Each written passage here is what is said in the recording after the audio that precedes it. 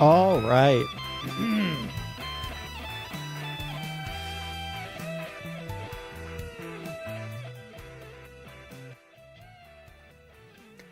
Let's see what we're doing today.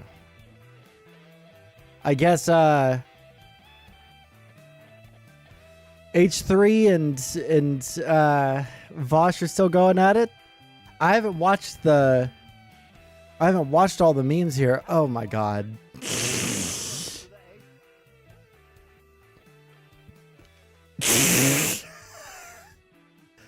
I wasn't expecting this as the opening.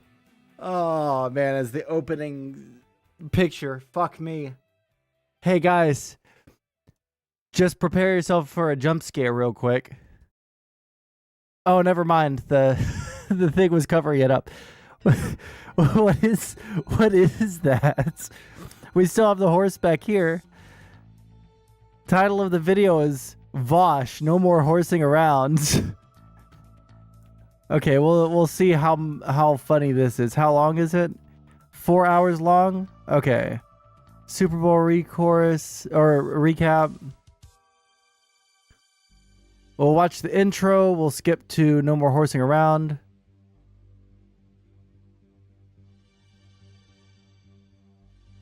Actually, you know what we should start off with? Oh, you know what? That is a fucking horse costume. What the fuck?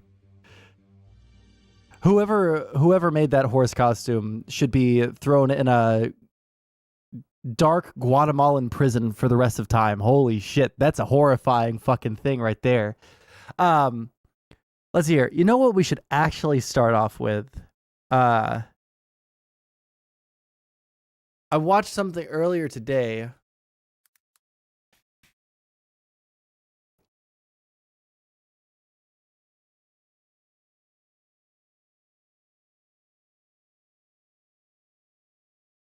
Uh-oh.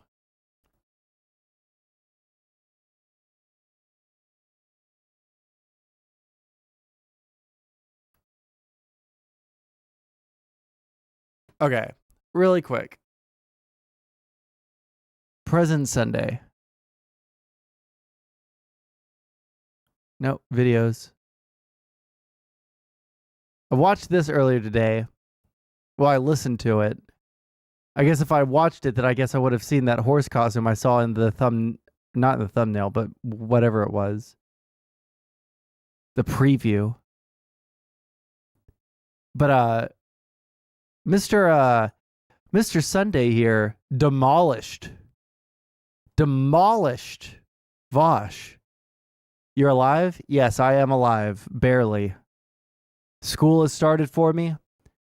I am probably going to have to quit my current job and go back to my old one if I'm able to do that quickly. Oh yeah, by the way, really quick, just as we're getting started off here, hey guys, since I really would rather do this while I am in school, because all my school is on the computer and all streaming stuff is on the computer. I can kind of enmesh these things, not do my schoolwork on stream or anything, but you know,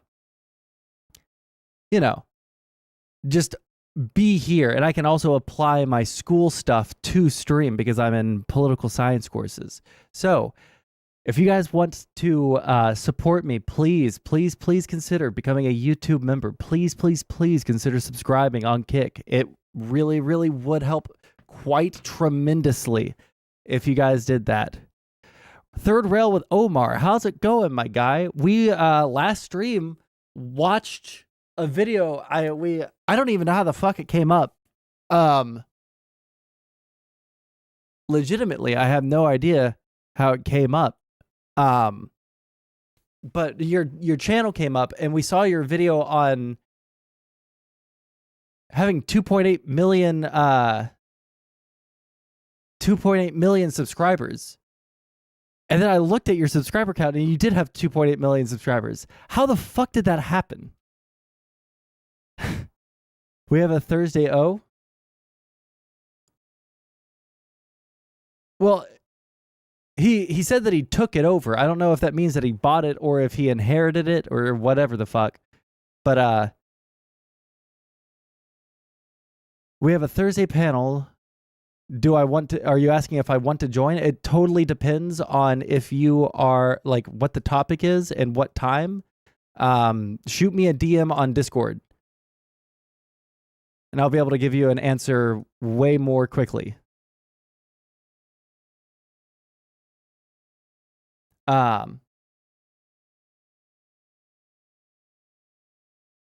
Freelance conversation. Yeah, shoot me a DM on Discord so that I have it like somewhere where I can refer back to it on the time and all that. And if I'm able to, then I will. Because I want to do more conversations with people. I like talking to people. I'm a lover, not a fighter, you know? So but yeah, my DMs are open. You'll be able to find it. Anything else that we should take care of before actually diving into anything? Let me see what we have in the content suggestions. Explain the subscribers. Yeah, like I don't really care whether you bought the channel or whatever. Like if you like, did you say that you didn't buy the channel? I don't want to like fucking sit here and shit on you about it. Like I don't care about this. Yeah, inherited. Yeah. I want to ask questions, but I also don't care that much about it. And then I also don't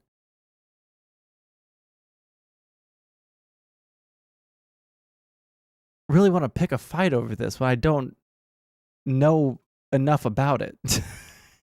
It's just not that important to me. Okay, anyways. Yeah, just shoot me a DM. We can see if I'm available, etc., etc. But yeah, I want to figure out incentives for people to subscribe. I want to find out incentives for people to slap that fucking donation button.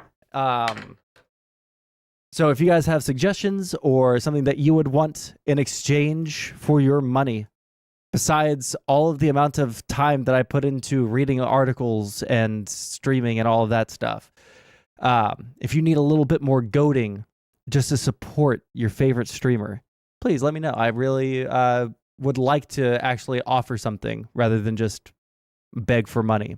That being said, I'm also going to be shilling way more often. I'm watching with YouTube Premium, IDK if that helps. You know what? I legitimately have no fucking clue. Tron probably would. So when Tron, the editor, watches the stream back, I am sure that he will let me know if that helps or not. I'm pretty sure it does though, with ads and stuff. I'm pretty sure I just like automatically get a cut of the ads instead of it being one of those things where it's like, well, are you, this many years old? Are you, child friendly or whatever? Yeah. All right. We're actually going to start now. But yeah, I am going to be shilling way more often. I am going to be trying to improve my shilling. All right. I have done this for too long without a substantial payout. And it's time for daddy to bring the bacon home. All right. So, President Sunday says that he's done. Let's see. Hello, also, everyone. I want to start by saying... Pause. Thank you. ...that I am genuinely saddened. Why is my browser like this? I do want to say that I did pre-watch this because it came up in my YouTube recommendations and I just wanted to see what it was about. And President Sunday sent Vosh to the Shadow Realm in terms of Vosh's reputation within the Vosh Orbiter realm. You know who else would be really interesting to see their opinion? Would be Shark 300. I wonder if he's has a video on the situation.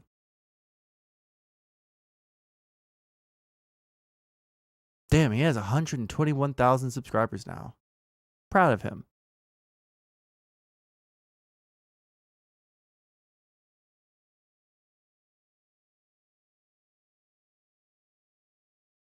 Nope. Nothing on Vosh's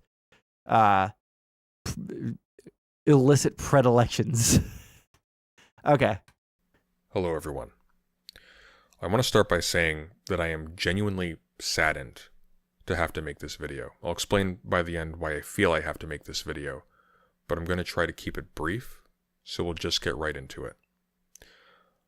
On February 6th, while streaming, Vosh attempted to save an image from his internet browser, and this automatically brought up a folder to the screen featuring explicit pornographic images of anime girls, some very clearly underage. This was streamed to his entire audience. You can see this is an example of the kind of structure that Oh, I'm please be referring to. censored. Oh, thank you. And with an audience of Vosh's size, in no universe... My favorite, not my favorite part of the entire drama, but one of my favorite parts of the entire drama is Vosh's reaction, that just like little scream that he has, and then it gets cut off at the end of the clip. Oh, that's perfect.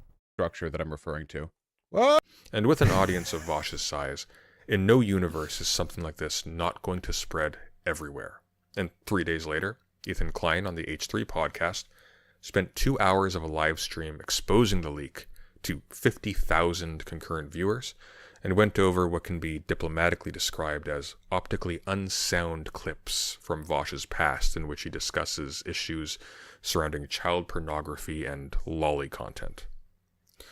Vosh immediately scheduled a stream afterwards, at the beginning of which I posted to his live chat that he should seriously consider whether this was a wise decision. Obviously, he didn't take this seriously, as he went on to try and explain away the presence of the underage content on his computer by claiming, and I kid you not, that he mistook it for short-stack goblin hentai. This is one of the reasons why stuff like this is impossible to clarify, because even talking about it comes across as like crazy defensive or whatever, right? But what else am I supposed to do? Let people like Ethan Klein lie and say that it was all like a folder full of lolicon, or just explain it, you know? Anyway, one of the two images just flatly didn't look like lolly. I don't give a shit. Like cope, diamond, I just don't care. Like disingenuous shit, you know? The other one is like a threesome with two chicks and a guy, and in retrospect, looking at it, knowing now that Yo, Omar, thank you for the 5 gifted subs, my guy. I super appreciate that. That's super fucking awesome of you. I genuinely appreciate that. That's super awesome. Uh-oh, we have to sit through all these? Amazing. I even forgot that was a notification that still worked, because the kick notifications don't work. Amazing. Okay, we have to... Is there a way to skip them? I actually don't think I have the ability to skip them.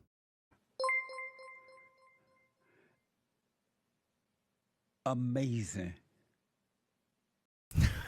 The dirtbag left is now the goblin left. Population Vosh. Fucking true, dude.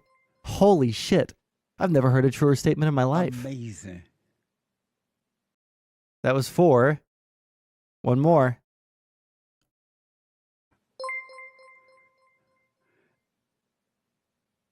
Amazing. Amazing.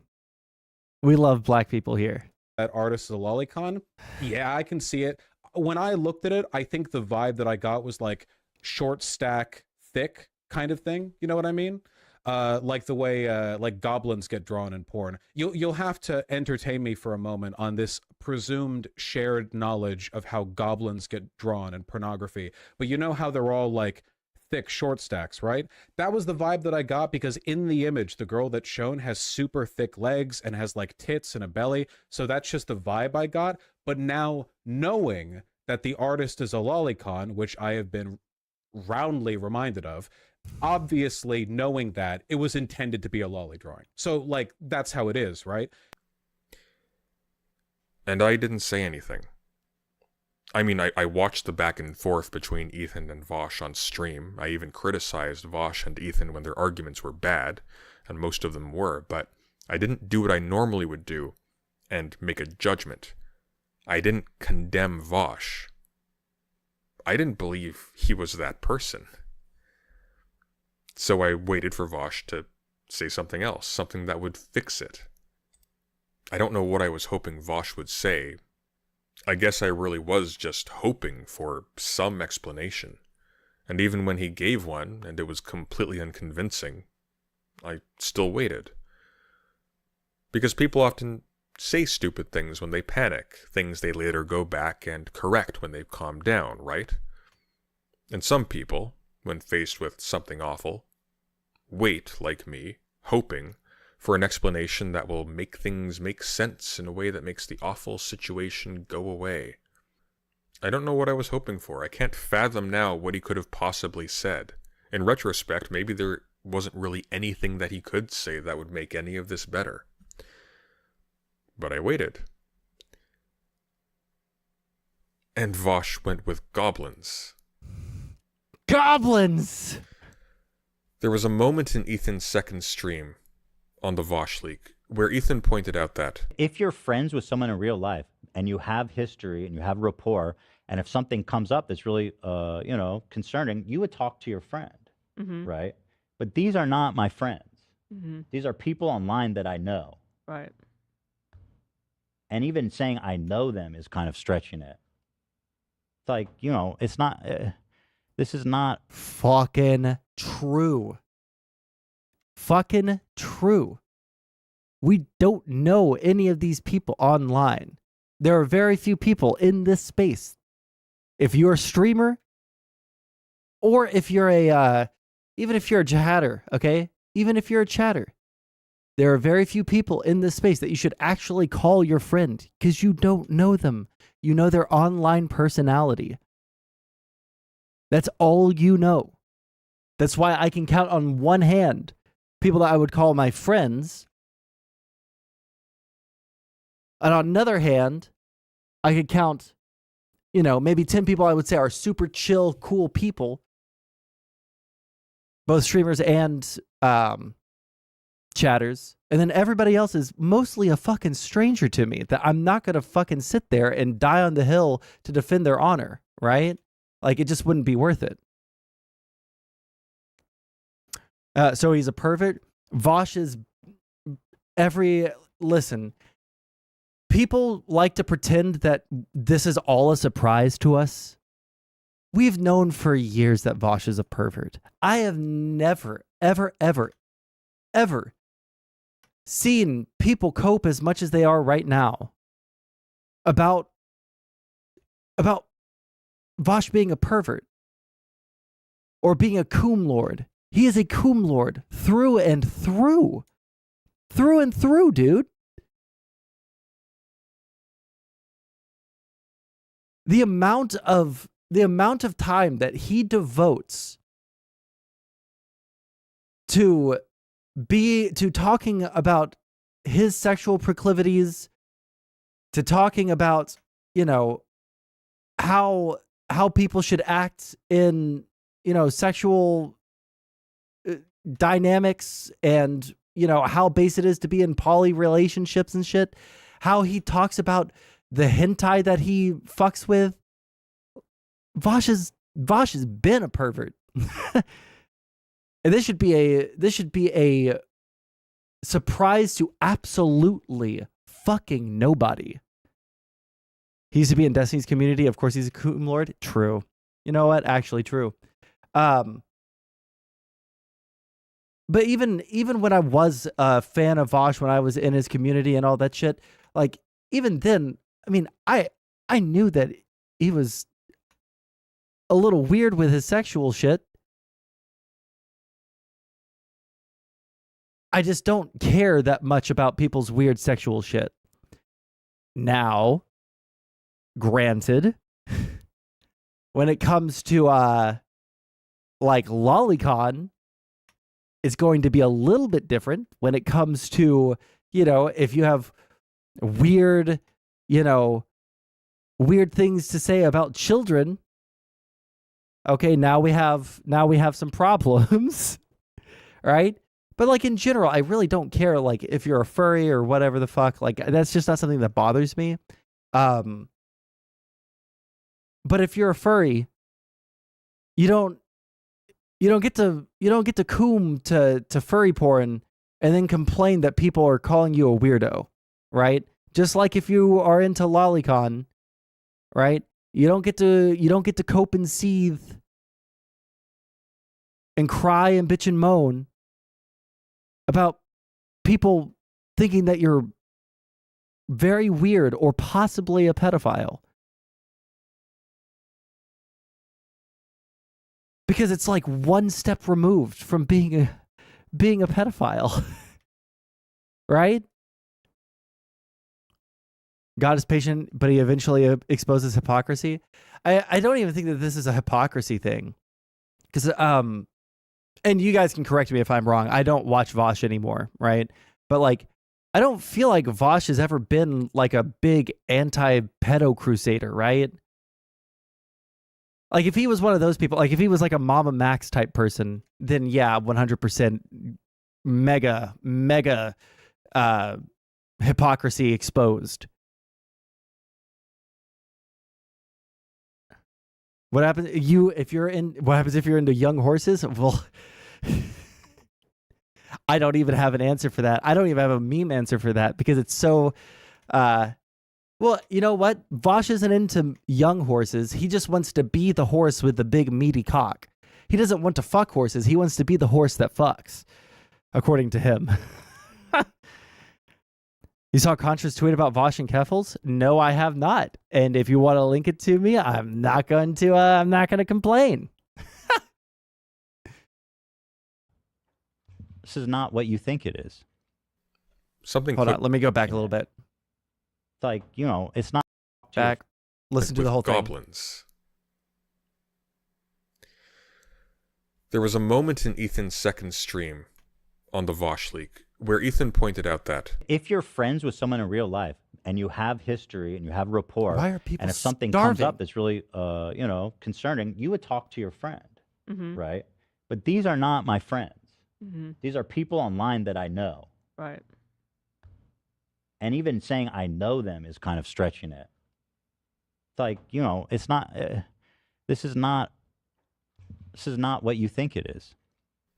something clicked in my head when I heard this. Like this line was directed at me. Obviously it wasn't, but it kind of felt like it. You see, I realized that I wanted to give Vosh a few days. Not simply because I liked Vosh as a person.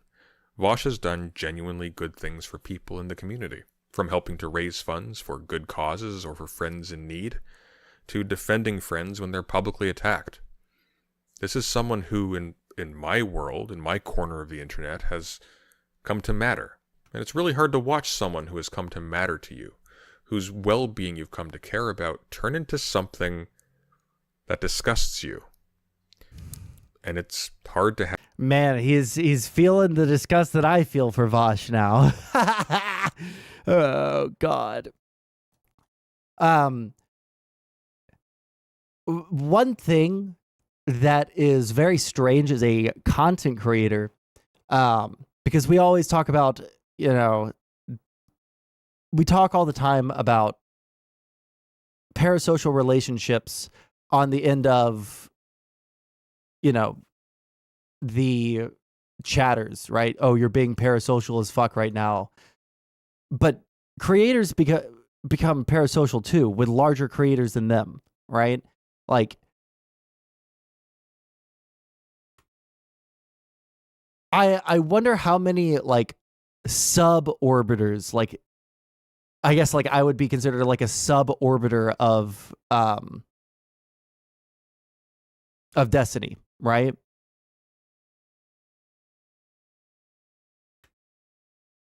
Okay, let's get some bread in here. I don't understand why my shit is so inefficient.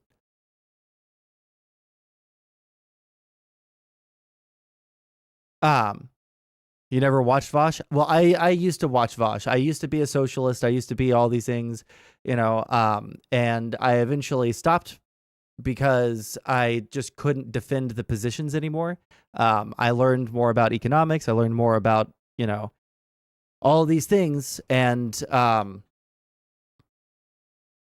it just became really hard to justify calling myself a socialist, and that eventually got me kicked out of Vosh's community and got me kicked out of all these socialist circles and all of this stuff, right?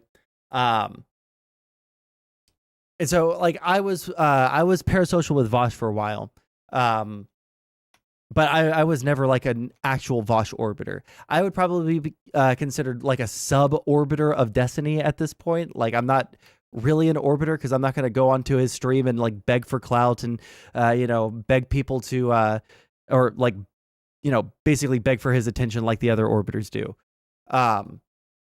But I wonder how many other like sub-orbiters like me, people who are associated with Destiny, maybe have talked to him a couple of times, maybe even met him in real life, right? Like once or twice, who have this like parasocial relationship where they think that Destiny is their friend or they describe Destiny as their friend, right? I think that creators think that they're immune to it because they are, they think they're immune to it because parasocial relationships, that's for the chatters, okay? That's for the common folk. But because but because we're streamers, it doesn't mean that we're immune, right? Do you have a stream schedule? It's unpredictable to pick when you stream.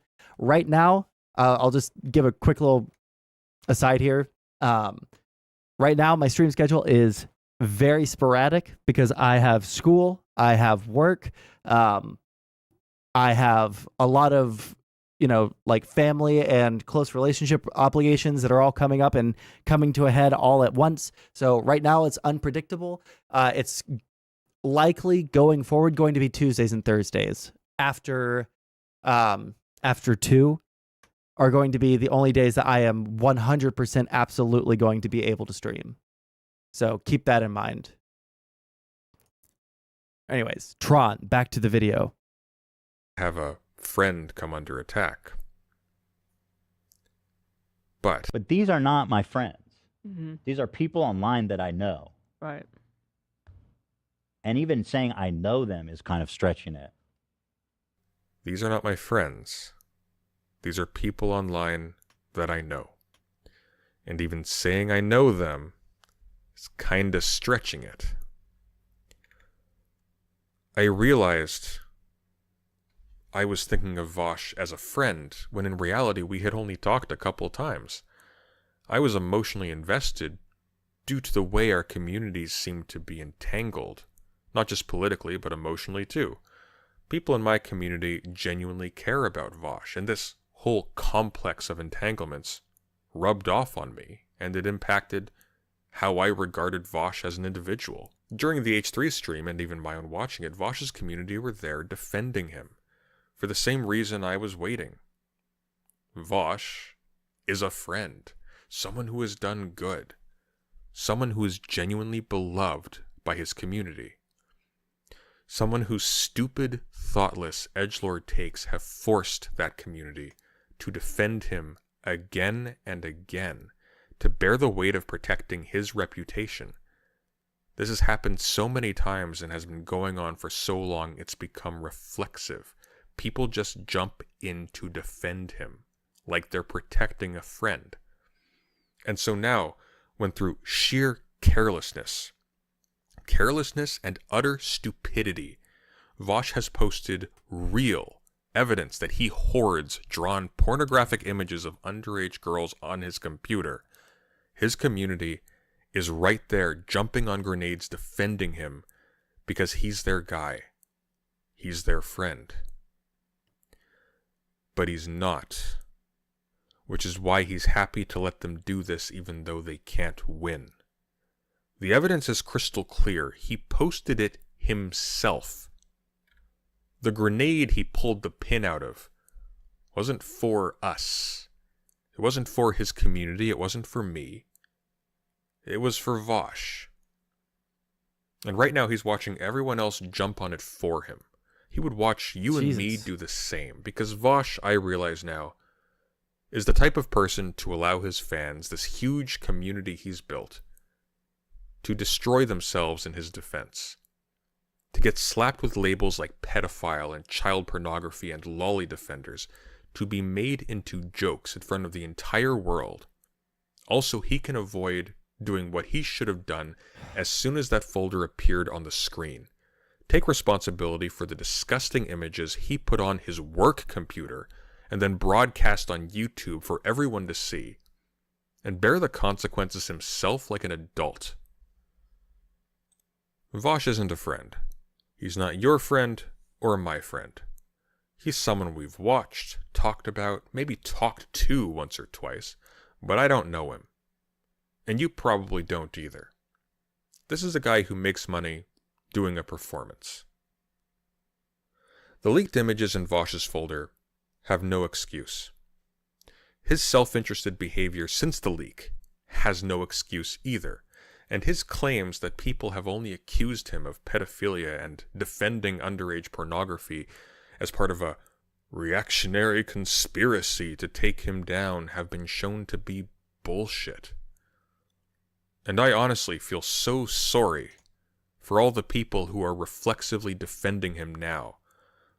The people who have made the good things attributed to Vosh possible, who actually have made them happen, and who are being dragged down into the dirt with him, also that he doesn't have to lie in the bed he made all by himself.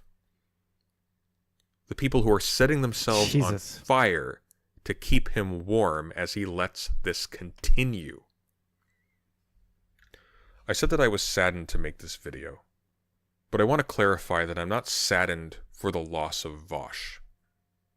In reality, Vosh is not important. He's barely even there. Vosh is a cartoon character played by a man named Ian Kaczynski into his webcam. Oh, why did he have to bring up cartoon characters in the midst of all of this? In the midst of all of this, why did he have to bring up cartoon characters, man? Kind of fucking brutal, if you ask me. Kind of fucking brutal.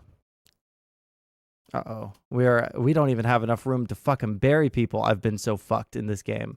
Jesus. I have no way of coming back from this. I think I just need to reset my game.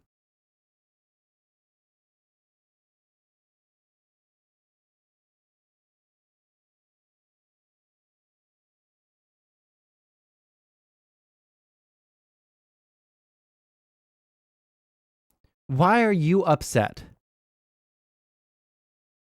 The consumption of our dead offends me.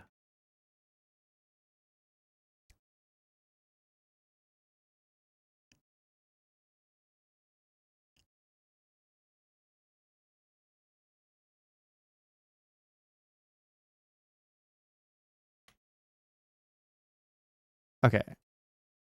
You guys need to stop. Sorry. Let's keep listening to the video. Sorry. Vosh doesn't do anything. Also, you said something about Progressive Victory earlier, that they're cooked. What happened with that? The people in I thought that Vosh's he quit community are the Progressive ones who Victory because of do Destiny. things. And I'm not just saddened, but angered by the fact that Vosh has again betrayed and sacrificed them all on the altar of his self-interest and pride.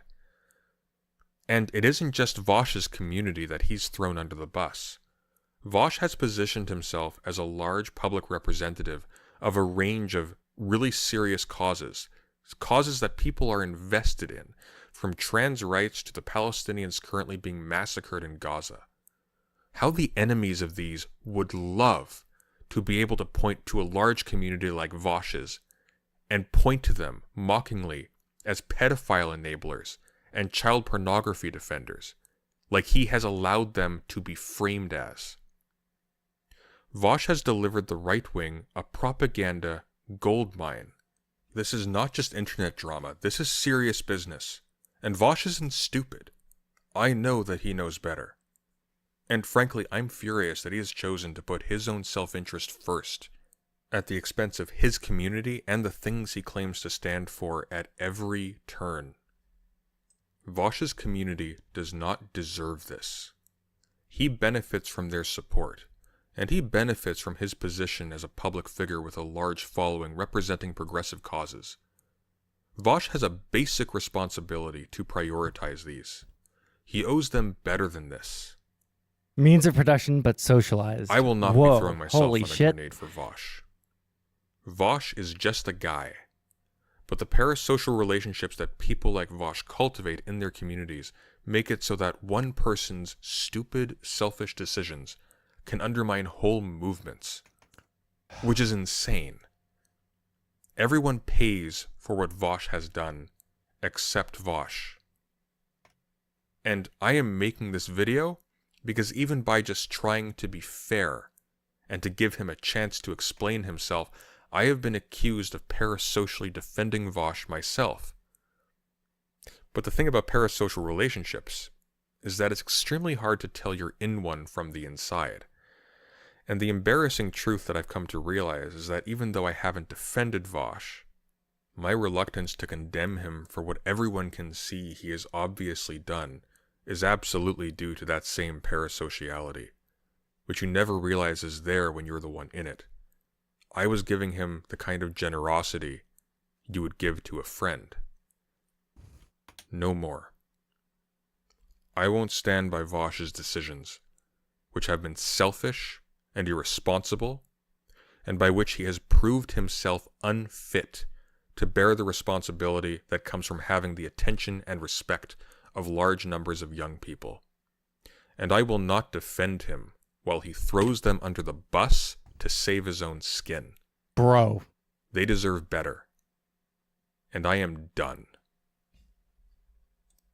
Thank you for listening, and take care. Absolutely fucking bodied. Absolutely fucking destroyed, dude. Holy shit.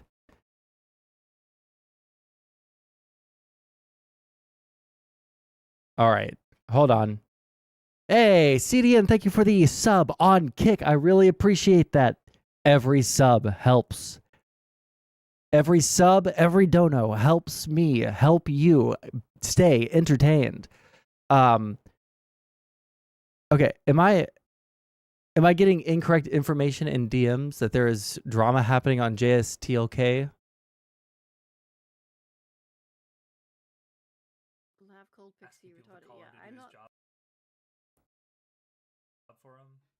Tony, I'm it's not. just so Oh yeah, the Contra tweet here. We'll let this fucking buffer, I guess.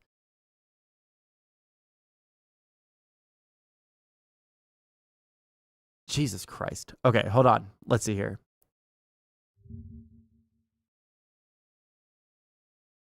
Using bogus transphobia accusations to defend a cis man's public consumption of sexually explicit childlike images is unbelievably harmful and egregious. That's all I'm going to say about this. Yes, the video is coming. Yo! Contra making a video on Keffels and Vosh? Wait, can someone link me what the wait, what is Keffel? I was about to say what the tweet was that Keffels did, but I assume that she did a stream on it, right? I feel like I heard about her doing a stream on it.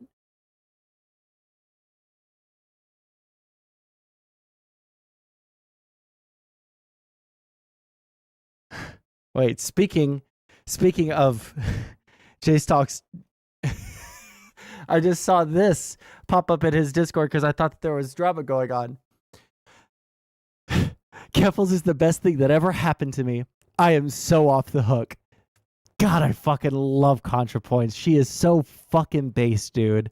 She is so unbelievably fucking base, dude. Holy shit. She tweeted this after I relapsed. Stop. In the weeks before I went to rehab, she was so happy that I was on the cusp of ending it all because the spectacle took the heat off of her. She can absolutely fuck herself. She is a vulture and I have never trusted her. Okay. First off, this is something that I noticed. This is how people frame things on the internet in the most unbelievably fucking crazy way possible, right?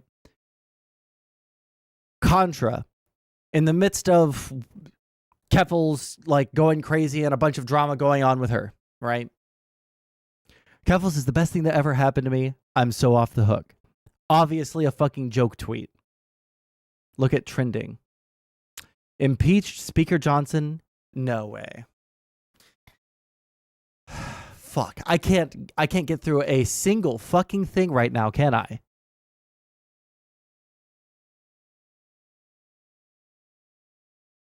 I'm not clicking on the trending tabs on I am not looking at the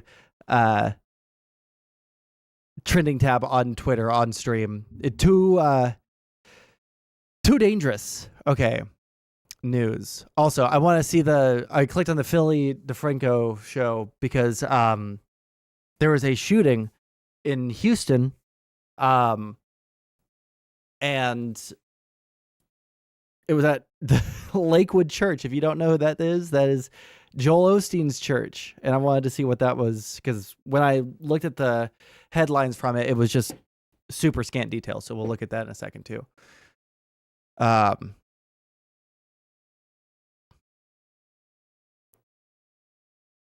Do we got anything on who was it that got impeached?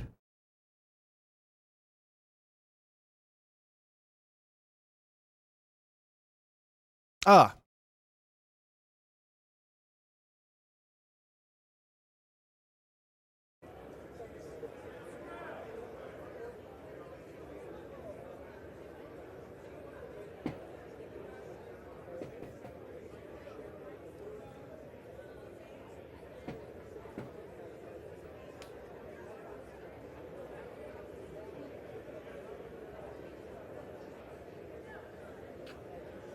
Oh, they're barely going to get it.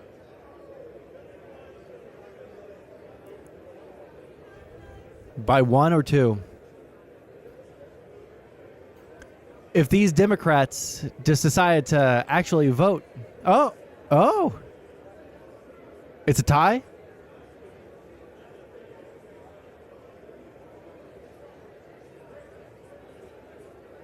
And then the speaker gets to do the tie break or something?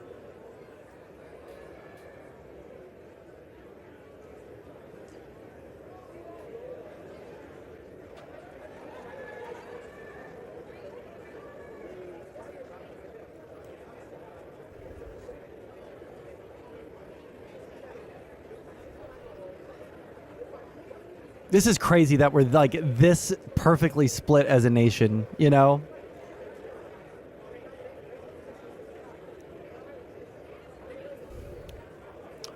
I'm sorry. I haven't been able to keep up with everything super close. Who is this guy again? Homeland Security. Oh, because of the fucking border? God, okay. I'm so fucking tired of conservatives. They're more willing. Oh, did I miss the final? One more came through. They're more willing to sit there and do procedural votes to impeach someone than they are to pass legislation that Border Patrol themselves once passed. The Border Patrol agents on the border have made it clear that this would be the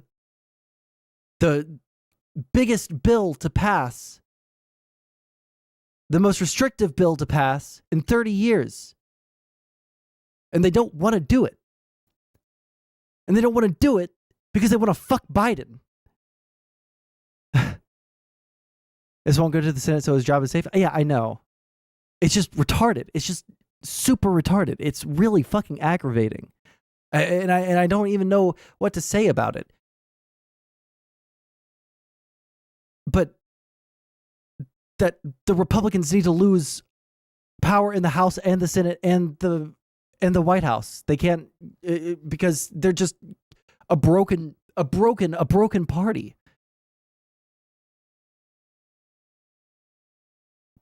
Like, pass all the border bills that you want. I don't care at this point.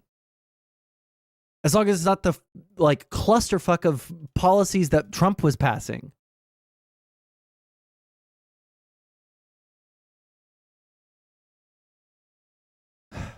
Anyways, okay.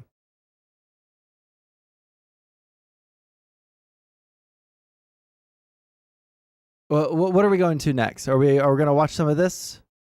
Let's watch some of this. There was a good article today on how the Republican Party died in 2016. Hey, link it to me. I'd love to read that. Republicans are not a governing party. Their whole ideology is government doesn't work, so they just want to break the government even more. I feel like that is more true now than in the past. That's always been something that I've thought, right? But it's only become more real as time has gone on and as I have learned more about our political system. The Republican Party doesn't want to govern unless they can get 100% of what they want. It's not that they're ultra libertarians, because the libertarian aspect of the party is dead now. They'll say that they're libertarian, but they're not. They're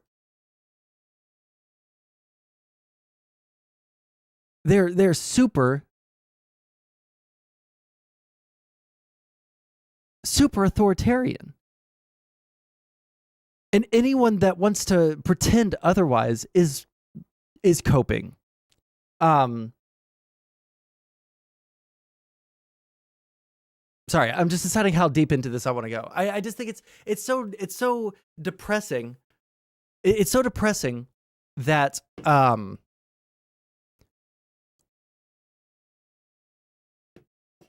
we, despite everything about Biden that you can legitimately criticize, we do have a president in power right now that is willing to work with Republicans, that has friends in both the House and the Senate that have been there for forever, right?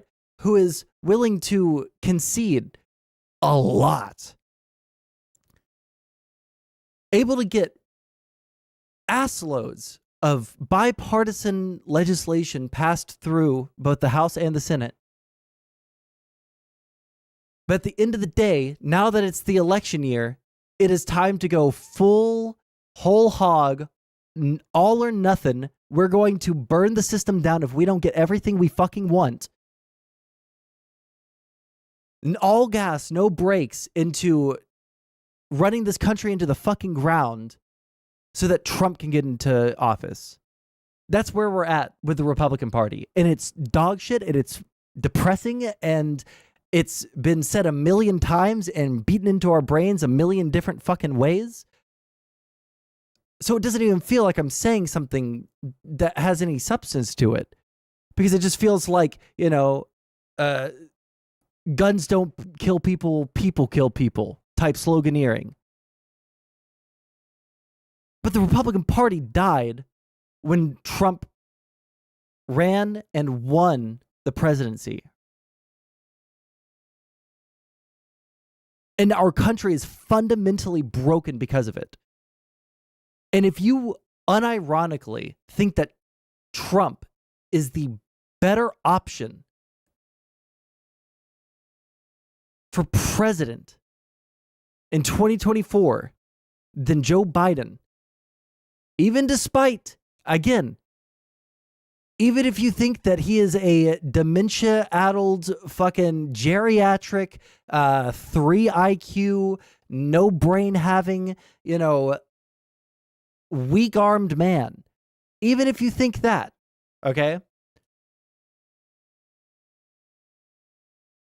The people that are around Biden have gotten this country from a place of absolute destitution at the end of the fucking... absolute. I'm being a little hyperbolic, obviously. But from a very dark place at the end of the pandemic to where we're at now, which is, hey guys, by every fucking economic measure, every metric that we could look at, better than we were under Trump. By every economic metric that I know of. And yet, because it's Donald Trump, I don't even think, I think if Donald Trump came out in support of trans rights tomorrow, I was gonna say some stupid shit like, it's because they hate trans people, or it's because they hate black people, or, like stupid shit like that. It really isn't that. What it is Donald Trump could come out in support of trans rights tomorrow as a they, them. And I think the Republican Party would still roll with it. I think that Donald Trump could come out tomorrow and support the border bill, and the Republicans who have been fighting tooth and nail against it because of Trump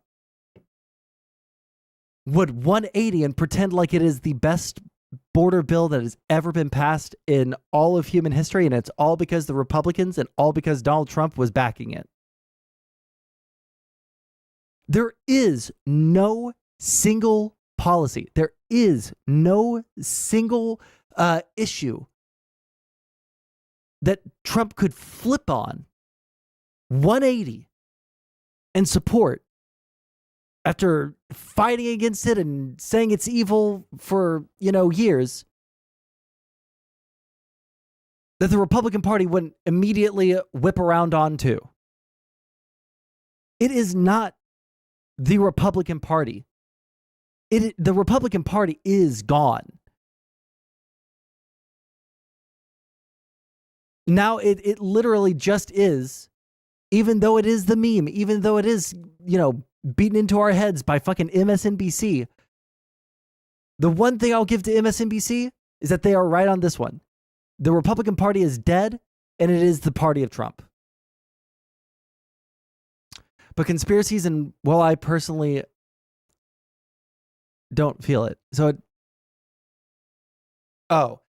But conspiracies, and I don't feel it, so it doesn't matter, and the media is lying, blah, blah, blah, is the typical BS when you get talking about the economy. Yeah, I know. But under Trump, they felt all the good shit, even though he didn't do anything for the average fucking American. There are no facts in the Republican Party anymore. Zero facts, no rules, just right.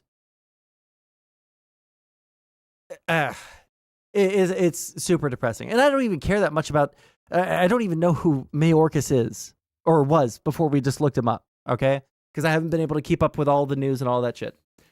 I don't care about him. It's the principle of our institutions and our democracy being railroaded, being on a steam train, on rails, full steam ahead, straight off a cliff, Wile E. Coyote style.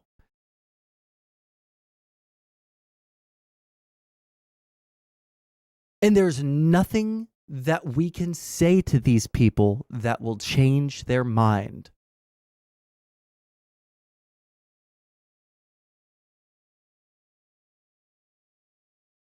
I think that even like reasonable conservatives, I like, barring like Killer Segan Nair, who I don't think that you guys would support Trump over Biden in 2024.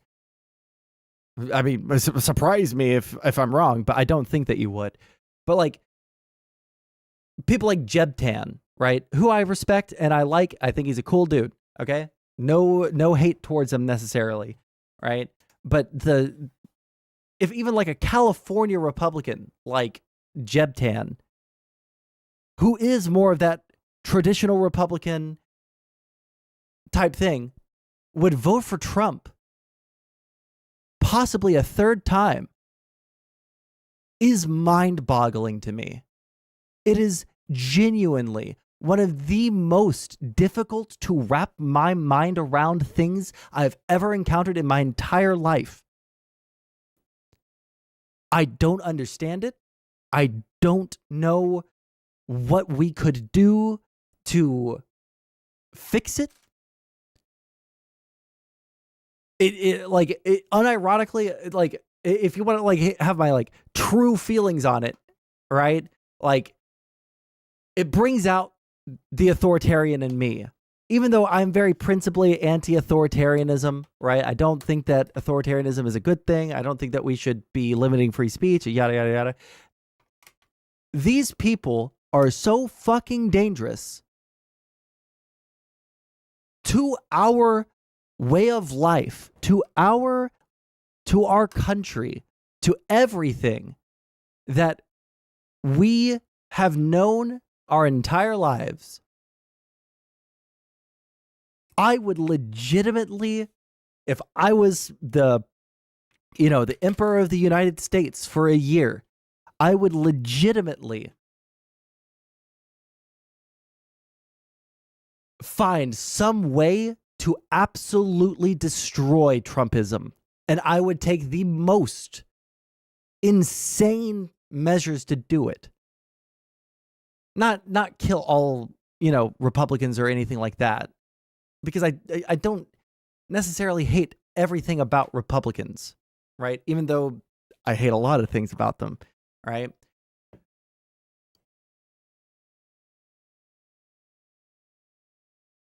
I can't even list off a couple of things. I would probably severely restrict freedom of speech for people questioning the institutions for a period of 3 years. Bring back the Tea Party. The Tea Party and Trumpism are basically one and the same. Trump just hijacked what they were and then made it bigger and worse. Okay? The Tea Party was never principally against, taxation or anything like that. The Tea Party was never principally some libertarian force inside of the government. Okay? The Tea Party was made by a bunch of people that really fucking hated the fact that we had a black person in office as the president, okay? And it's not often that I'm just going to say all of those people are racist or the entire foundation of this is racism, right? Because I don't even think it's that for Trumpism. But for the Tea Party, they just really, really wanted to call Obama the N-word. I will go to my grave believing that. They just really hate black people, and they really did not want to give an inch to a man that won office with that much melanin in his skin. Republicans give excellent personal advice, work hard and all that. Yeah, exactly. Which is why I don't really hate everything about Republican, ideology or whatever. It was astroturfed as fuck from what I heard. I mean, I don't know the deep history of it, but where is Sarah Palin when you need her? I mean, she's kind of the beginnings of this whole thing, but anyways, we should move on. You're beautiful. Really quick. We'll spend 7 minutes on this. I want to know about the Lakewood Church stuff. I was actually, I don't live close to Lakewood. Everyone knows I live in Houston, so this isn't doxing myself or anything. But I don't even live that close to Lakewood. And the amount of sirens that I heard, the amount of helicopters I saw flying over that general area on my way to work that day, was fucking insane. All right. And this is what the preliminary, now he probably has a team of people that were able to get way more information than I read in the 2 articles that I read that night. Right. But, my understanding is there was a lady that went in with a long rifle. I don't know if it was an AR-15 or whatever. It doesn't really matter. But she went in with a long rifle and a trench coat, fucking Matrix style. Right. With a 5-year-old child clinging to her and started opening fire. I don't know, neither of the articles that I read said that there were any casualties except for her. She was shot dead at the scene. But then when they rushed over to her after they shot her, blood bubbling out of her mouth, she says, "I have a bomb. And I hid it in here." And then she sprayed something at the people.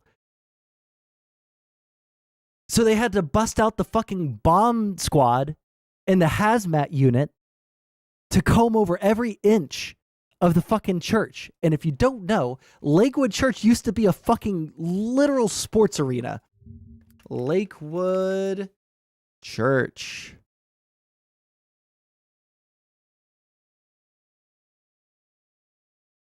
Let me see if it says.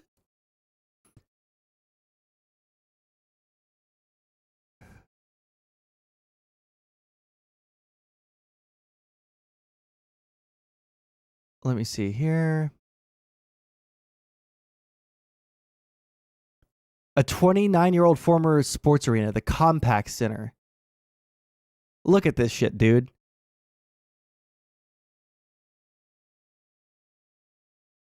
Does it say what its capacity is? 16,800 people. It is a giga church. It's not just a mega church. It is a giga church, dude. It's one of those quote unquote churches. Yes. And also, just so you guys know, I have a insanely negative bias towards Joel Osteen and Lakewood Church, because during Hurricane Harvey, while me and my family were at a different church doing boat rescues from people that were fucking drowning, feeding and clothing people who were made homeless by the flooding of it was Hurricane Harvey, not tropical storm, Hurricane Harvey.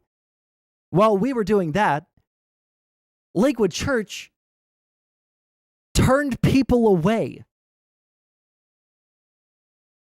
They were perfectly dry, no flooding, perfectly dry.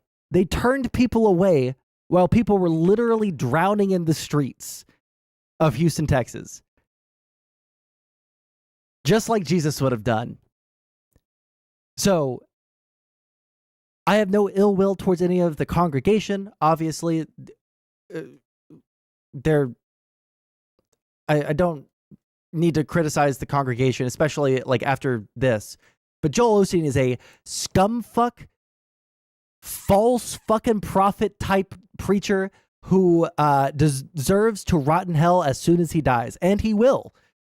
By the very holy book that he preaches every fucking Sunday, he is going to rot in the worst layer of hell possible, right next to Hitler and Gaddafi and fucking, every horrible person that's ever disgraced the face of the earth. Okay, anyways, sorry. I genuinely despise Joel Osteen with every fiber of my being. I do not think that there is a single redeeming aspect of this fucking subhuman piece of shit.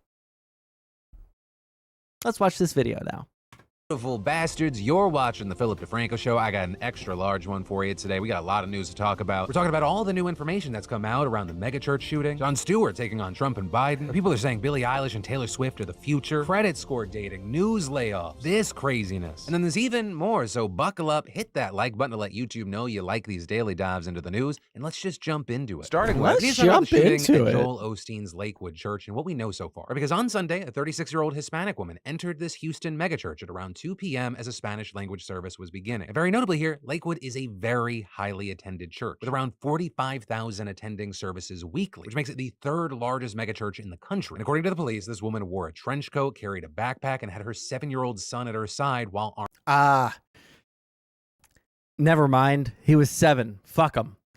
armed with 2 rifles. Just kidding. The search warrant affidavit also showing that the woman claimed to have a bomb and was carrying a yellow in-color rope and substances consistent with the manufacture of explosive devices, which appear to be a detonation cord. The law enforcement later said that they didn't find any explosives at the scene. And with us, you had investigators saying the woman and her son entered the church after she pointed an AR-15 at an unarmed security guard and forced her way in. She then quickly began to open fire inside a hallway, but 2 off-duty officers working security at the church responded immediately. Those 2 being identified as Houston police officer Christopher Moreno and Texas Alcoholic Beverage Commission agent Adrian Herrera. Those officers exchanged gunfire and the woman was shot and killed. Though also the woman's son was also shot in the head during the exchange and remains in the hospital in critical condition as of recording. With that, the police saying right now it's unclear who shot the child. Beyond that, another 57-year-old man was shot in the hip and hospitalized, but officials have said he has since been discharged. And a very key thing here is that during a press conference yesterday, Houston Police Commander Chris Hassig said that all of the gunfire happened in the church hallway, with the 2 officers preventing it from spilling over into the main sanctuary where worshipers were sent scrambling for cover and safety after hearing gunshots, which is why you had law enforcement officials applauding these 2 men, saying they are heroes who helped prevent a mass shooting. And Texas Alcoholic Beverage Commission Chairman Kevin Lilly saying, these 2 officers held their ground. They held their ground in the face of rifle fire at point blank range. And they continued to fire until the perpetrator was neutralized. And they did not yield. They were a wall that existed between worshipers and terror, between freedom of religion and murder. Now, with this, as far as what we know about the shooter, officials have not yet officially identified a motive. We know at yesterday's presser, Hassig provided some early information law enforcement had discovered, specifically talking about the AR-15 the shooter used and saying, there was a sticker on the buttstock of the rifle that stated Palestine, a sticker simply stated Palestine on the buttstock. We have uncovered some items. We do have some Jesus anti-Semitic Christ. writings that we have uncovered during this process. But like I said, we're 24 hours into it. It is very new. We are getting new information as the hours change. That's really bad. And so we are going to be delving into that more. Hasek also went on to say that the officials believe the attacker acted alone and wasn't part of a bigger group, but then continued. And we do want to state that through our investigation, I mentioned anti-Semitic writing. We do believe that there was a familial dispute that has taken place between Wait, why are your police officers working second jobs? My understanding is a lot of officers will work second jobs, like as security, for like, especially like churches and like school events, shit like that. I'm not a police officer. I don't have anyone that's super close with me that is a police officer, so I don't like take my word for gospel. Okay, but my understanding is that yeah, they will like take second jobs and like run security for something, especially if they're like a first year or like a very early on in their career officer, because it's just you don't get paid very much as a like what.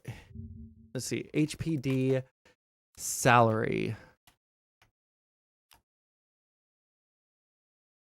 Yeah, I mean, like, look at this disparity. Police officer between 30,000, which is near the poverty line, I think, right?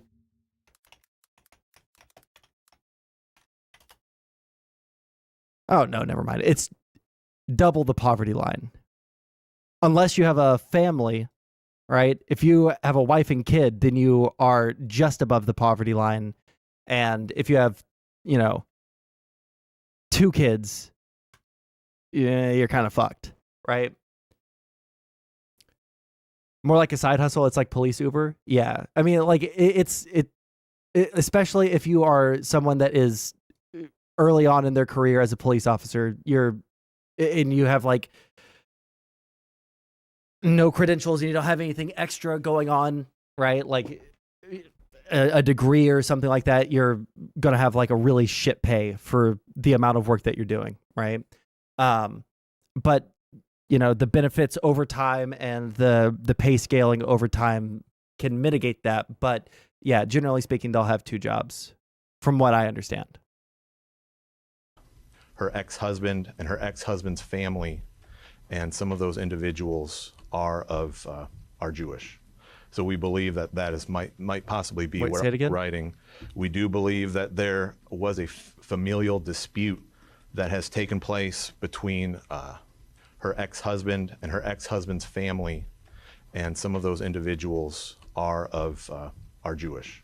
So we believe that that is might possibly be where all of this stems from. And a big thing here with this whole story, a woman who the media has identified as the shooter's ex-mother-in-law wrote a Facebook post yesterday where she claimed that her former daughter-in-law raged against Israel and Jews in a pro-Palestinian rant. But despite that, the ex-mother-in-law, who CNN reported is a rabbi, said, quote, "This has nothing to do with Judaism or Islam." So as far as why this woman targeted an evangelical megachurch, that remains unclear. Now, it's been reported that court records show the shooter was going through a bitter divorce and a custody battle. During that time, her ex-mother-in-law reached out to staff at Lakewood for pastoral advice. Though notably, the records don't say which staff she contacted. And a spokesperson for the church said he didn't believe members or leaders of the church knew the attacker. Though all of this, as others have noted, that Osteen, like many other evangelical leaders, has expressed solidarity with Israel and held events there. But again, this is law enforcement officials say that the matter is currently not being investigated as a hate crime, with them noting that there are a lot of other things at play here and they're looking into it. But this, including a history of mental illness that was documented not just by family members but by police as well, with court filings reportedly showing that the shooter's former mother-in-law sought a conservatorship of her son, alleging that this woman was mentally ill and that the boy was being neglected and abused. And she echoed some of those claims in her Facebook post, claiming that the shooter had previously been treated for schizophrenia. The shooter also had a checkered past with numerous arrests, with the authorities saying that the attacker had multiple aliases, including both male and female names. And with that, we saw a number of conservative outlets and commentators like Fox News and Libs of TikTok initially saying the shooter was trans, with Libs of TikTok repeatedly spreading this claim and a bunch of others on the right running with that narrative. This including reply guy Elon Musk, who suggested with zero evidence that hormones for gender-affirming care could be a major causal factor in violence. But we We also ended up seeing Fox News eventually walk back their claims after police said not only did the shooter identify as female, but noting that she was in fact the biological mother of her 7-year-old. And this after combing through past police reports and conducting numerous interviews with people that she knew. And according to the Associated Press, county records showed that under her various aliases, the woman was charged in 6 criminal cases from 2005 to 2011. And those charges range from forging a $100 bill to stealing socks, hats, and makeup to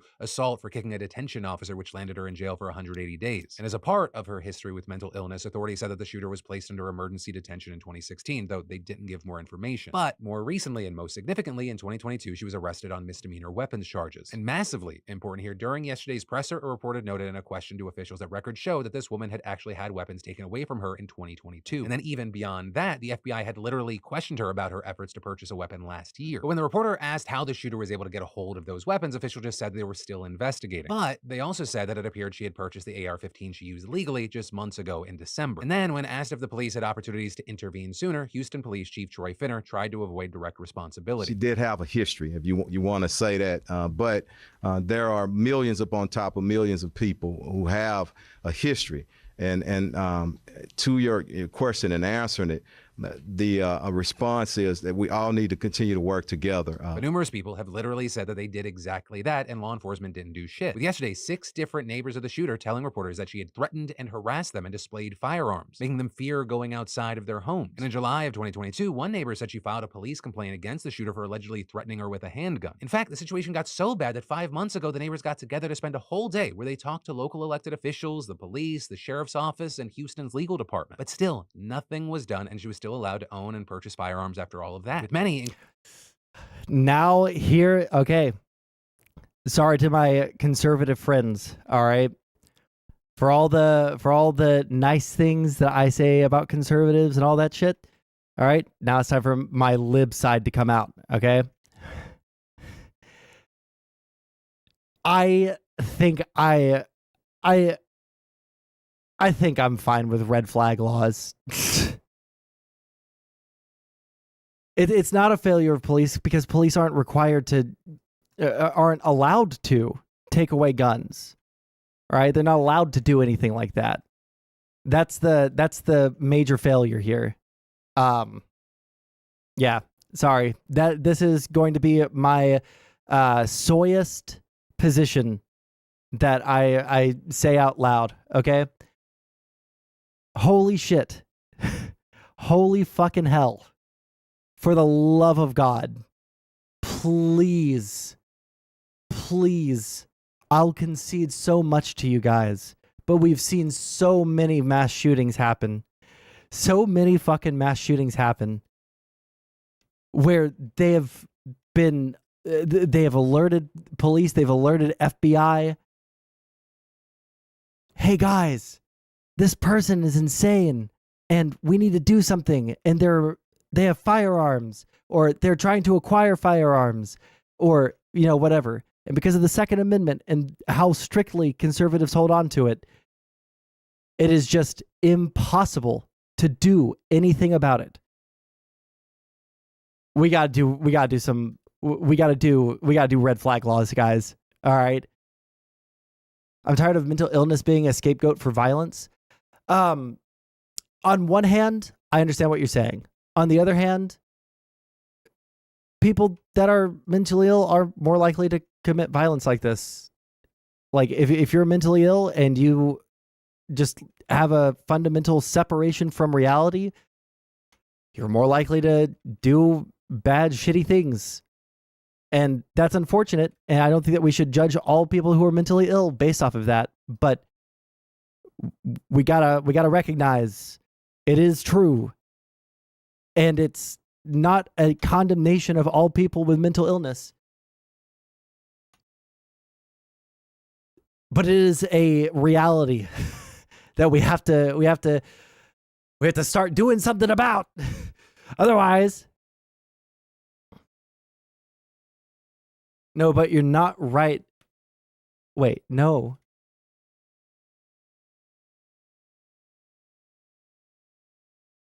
I'm sorry, I don't know what you mean. You're not right if you go out. Got you. The starting salary of a probationary constable is about $80,000. Hold on. What is that in like actual money, not US, or I mean, what is that in US money, not funny money, Australian.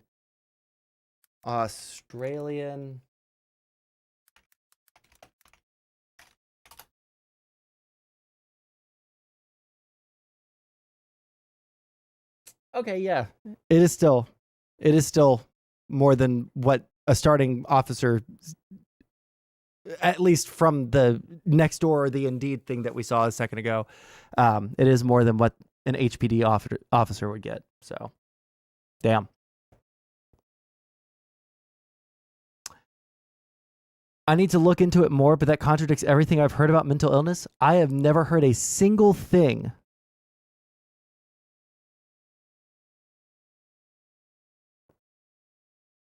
From what I've heard, your likelihood of experiencing violence goes up, but your propensity of violence doesn't. If we're talking about all mental illnesses, then yes, you are right. If we talk about something like, bipolar disorder, or I would say bipolar disorder, multiple, what do you call them? Like anger issues or emotional dysregulation disorders. Like those are the types of things that will increase. Of course, not all mental illnesses. If we're going to talk about like people with depression, then yeah, you're obviously right. And I wouldn't fight you on that at all. But when it comes to, certain mental illnesses, we gotta be honest about the possibility of someone committing violence, right?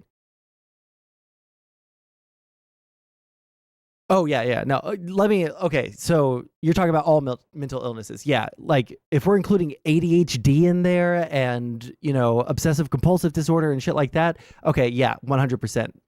I don't think that you should be barred from owning a firearm if you have OCD or ADHD or something like that. But if you have something like bipolar disorder with a history of violence, right, or the legitimate threat of violence that people around you are like telling authorities about, yeah, right.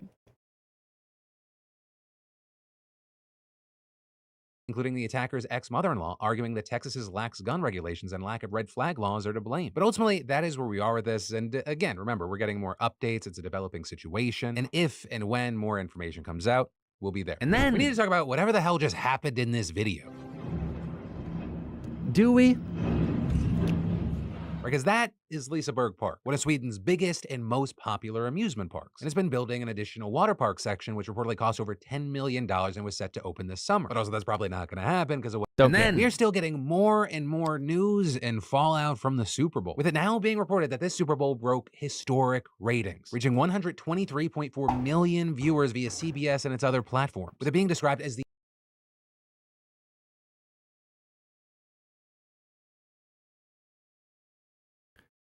Did that just pick up on the microphone? Did you guys hear that?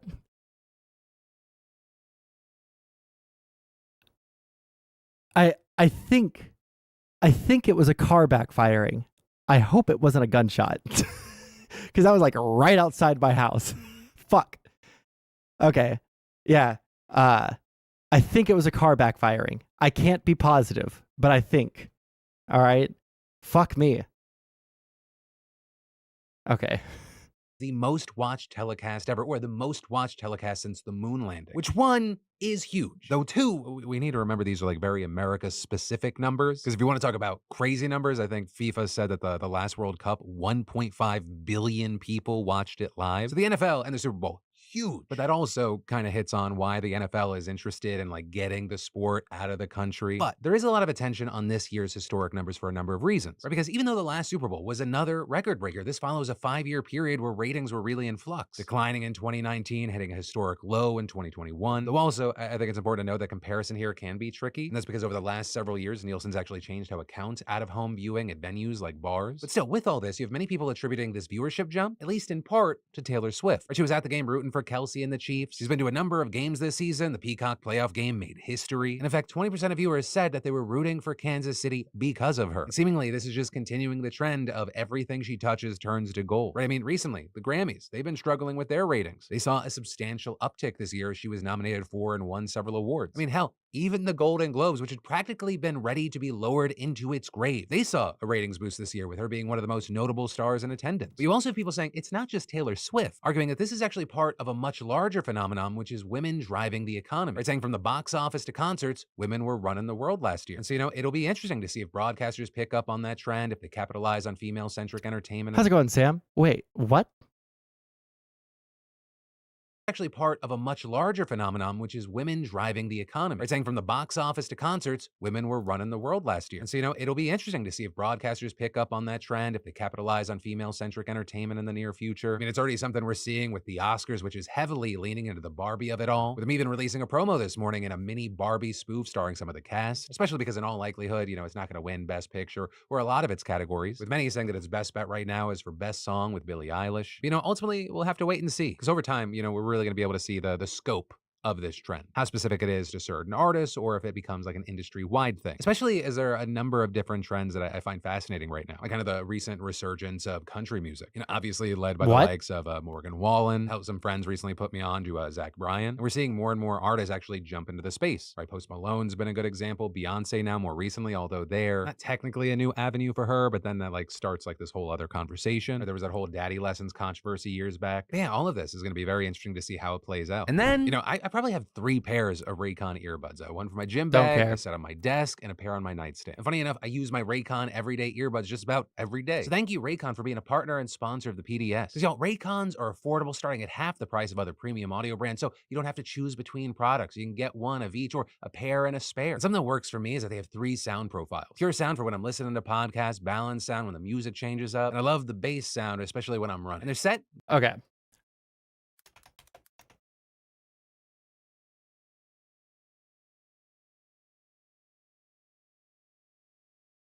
Jon Stewart tackles the Biden-Trump rematch that nobody wants. I almost don't want to watch this. And the reason I almost don't want to watch this is because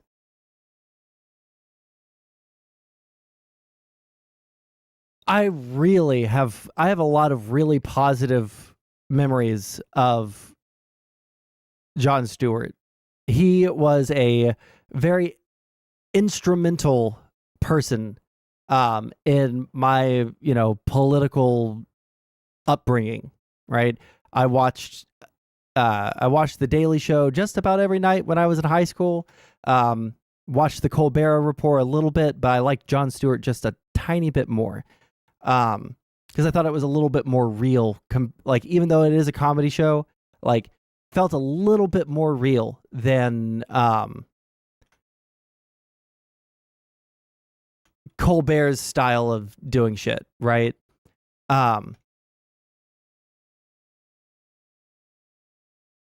Recently, though, I gotta say, dude's been a little bit wrong about some stuff, right? Just a little bit wrong about some stuff. And I think that is... I don't know if it's a product of me just getting older and realizing that, there's more to the world than just the jokes that he says and the dunks that he gets on certain commentators or something. Yeah,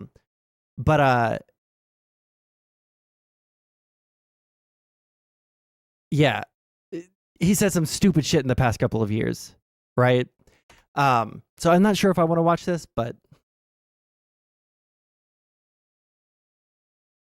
one second.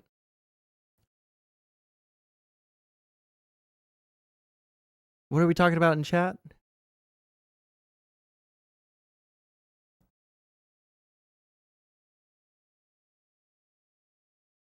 We have medicalized all bad behaviors to the point where 90% of bad people are just mentally ill.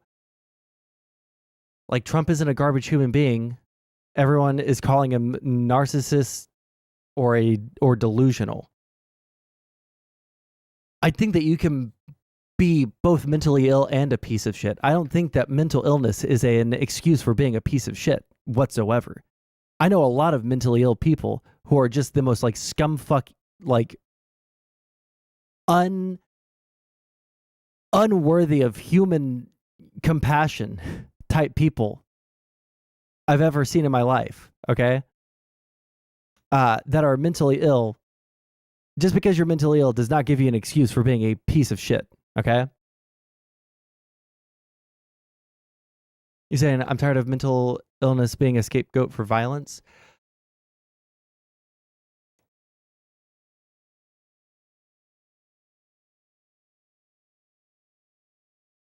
When it comes to gun violence, I'm sorry. Yeah, it is going to be a little bit of, it is going to be a lot of mental illness driving that. I don't even think that I don't think that's disputed. I don't think that you can be a mentally well person. I don't think you could be a mentally well person and get a gun and then go and try and kill as many people as possible. That doesn't excuse the behavior whatsoever, but no, because we're talking about fundamentally different things, Tron. I think that's where the disconnect is. We're talking about fundamentally, completely different things. Anyways. Trusted journalists at Comedy Central. It's America's only source for... Oh, wait, hold on. Before we do this, let me just make sure. Let's see if there's any funny memes going on JStocks. Support, and he benefits from his position as a public figure with a large following representing progressive causes. Vosh has a basic responsibility to prioritize these. Nope. All right. This is The Daily Show with your host, Jon Stewart. Let's get forward a little bit.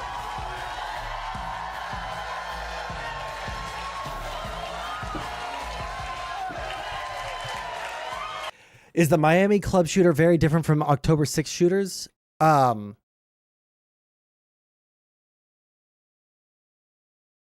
I'm trying to remember. The Miami club, that was the Pulse Club nightclub shooting, right? I would say yeah. This is my recollection. Please tell me if I'm wrong on this. But was he not acting as a lone wolf? Like he wasn't commanded by anyone to do that, right? That's my understanding, at least.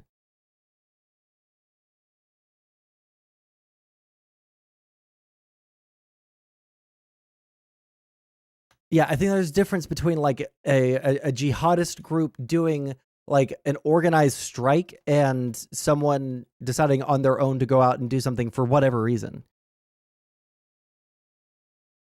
Yeah, even if you're inspired by terrorists, I think that like doing that on your own, I think that there's just like a different character to it. I can't like, let me think about it actually. I'm not going to die on a hill. I don't know about statistic wise. Yeah, like I would have to think about it. I just feel like the gut feeling I have is that there is a different character to it, but I could be very wrong. Like I would have to think about it. I could be wrong here, but let's watch this.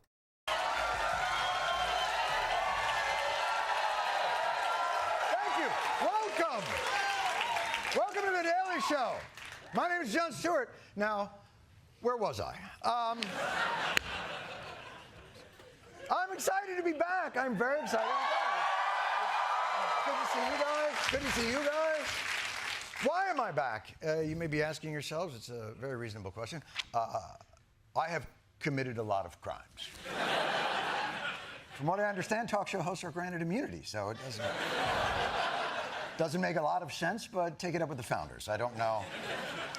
We're going to have so much we're going to talk about this year. Obviously, elections. Maybe we'll talk about China. Maybe we'll talk about AI. Maybe something a little lighter, Israel-Palestine. Who knows? But first, the Super Bowl was yesterday.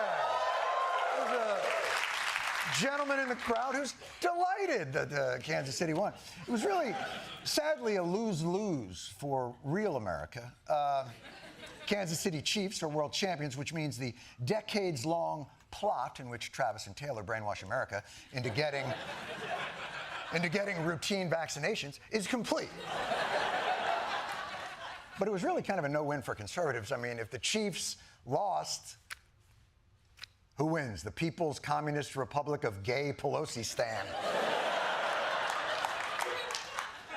It's almost like the right's ridiculous obsession with politicizing every aspect of American life ruins everything. But now that it's over, 9 months till the election, people! And the exciting part is we already know our candidates. It's, drum roll please, these guys.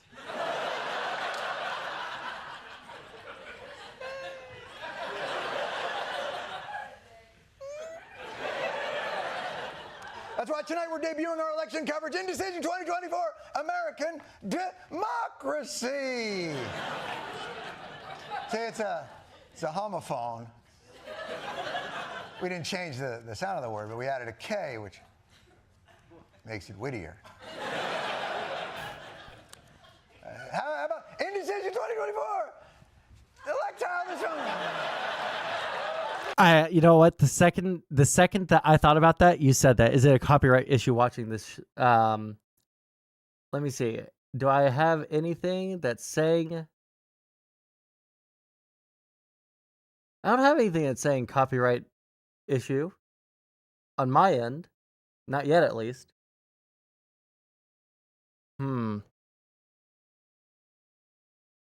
Fuck, we might have to watch something else. I don't think there's a way to. I don't think there's a way to watch this. Oh wait, hold on. Okay, let's. Yeah, you're right. You're right. It's almost certainly an issue with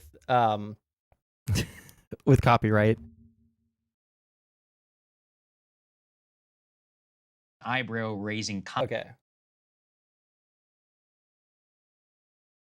Okay, let's move on to Donald Trump also making some interesting eyebrow-raising comments, which have set off a firestorm here in Washington and on the newspaper columnists of America.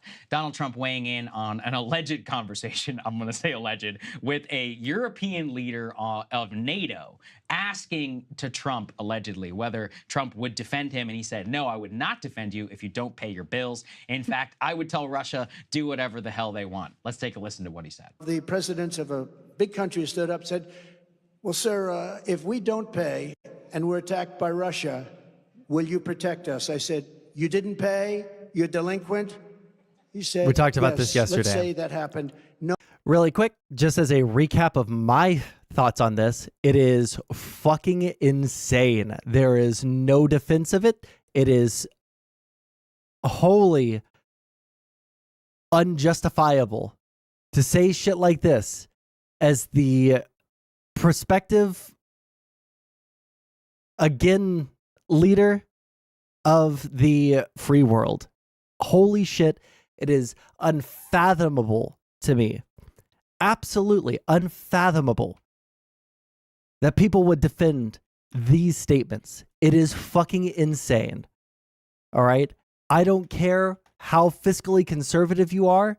I don't care how libertarian you are. The idea that we would cede our position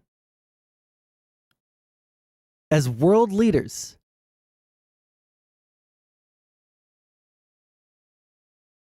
because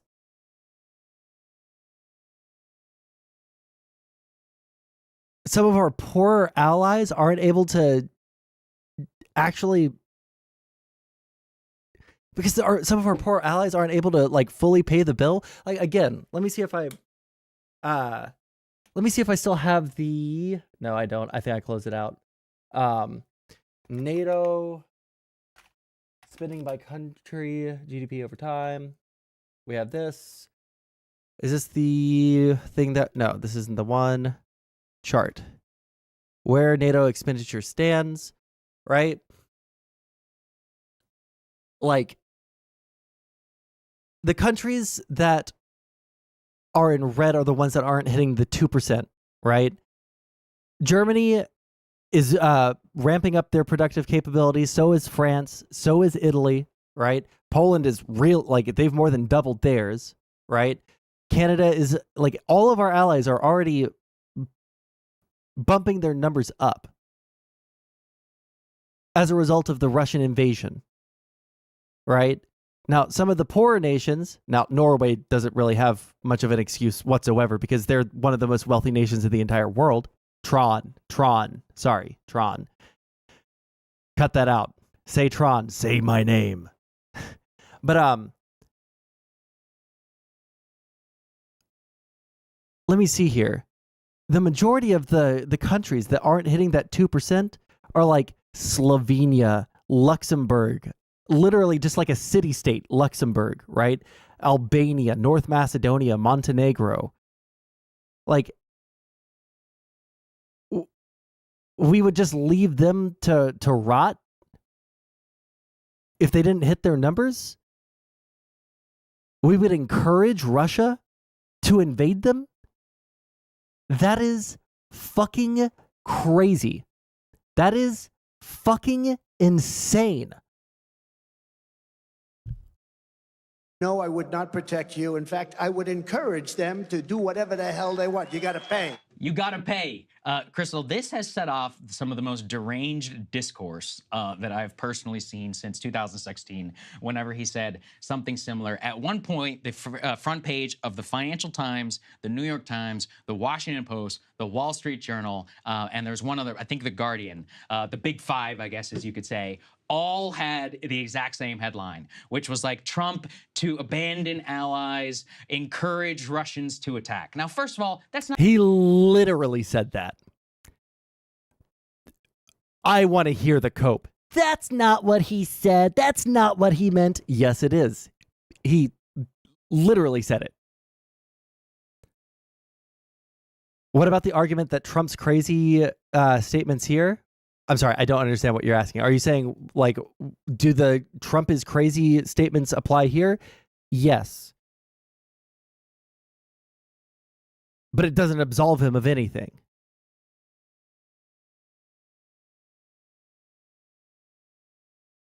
Not what he said. He didn't say abandon allies. He said, if you don't pay your bills the minimum 2% threshold, then I would encourage Russia to do whatever the hell they want. That's not the same thing as saying that you're abandoning the NATO. It literally is. What the fuck is this cope? This is fucking stupid. I'm sorry. This is possibly the single stupidest fucking thing Sagar has ever said.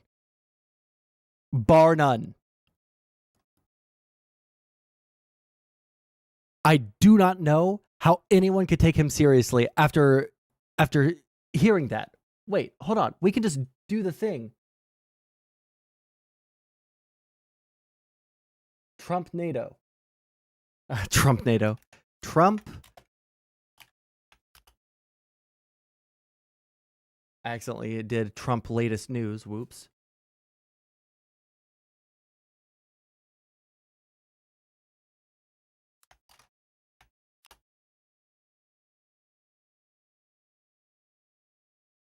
Where's just the clip? There we go. We can just watch it.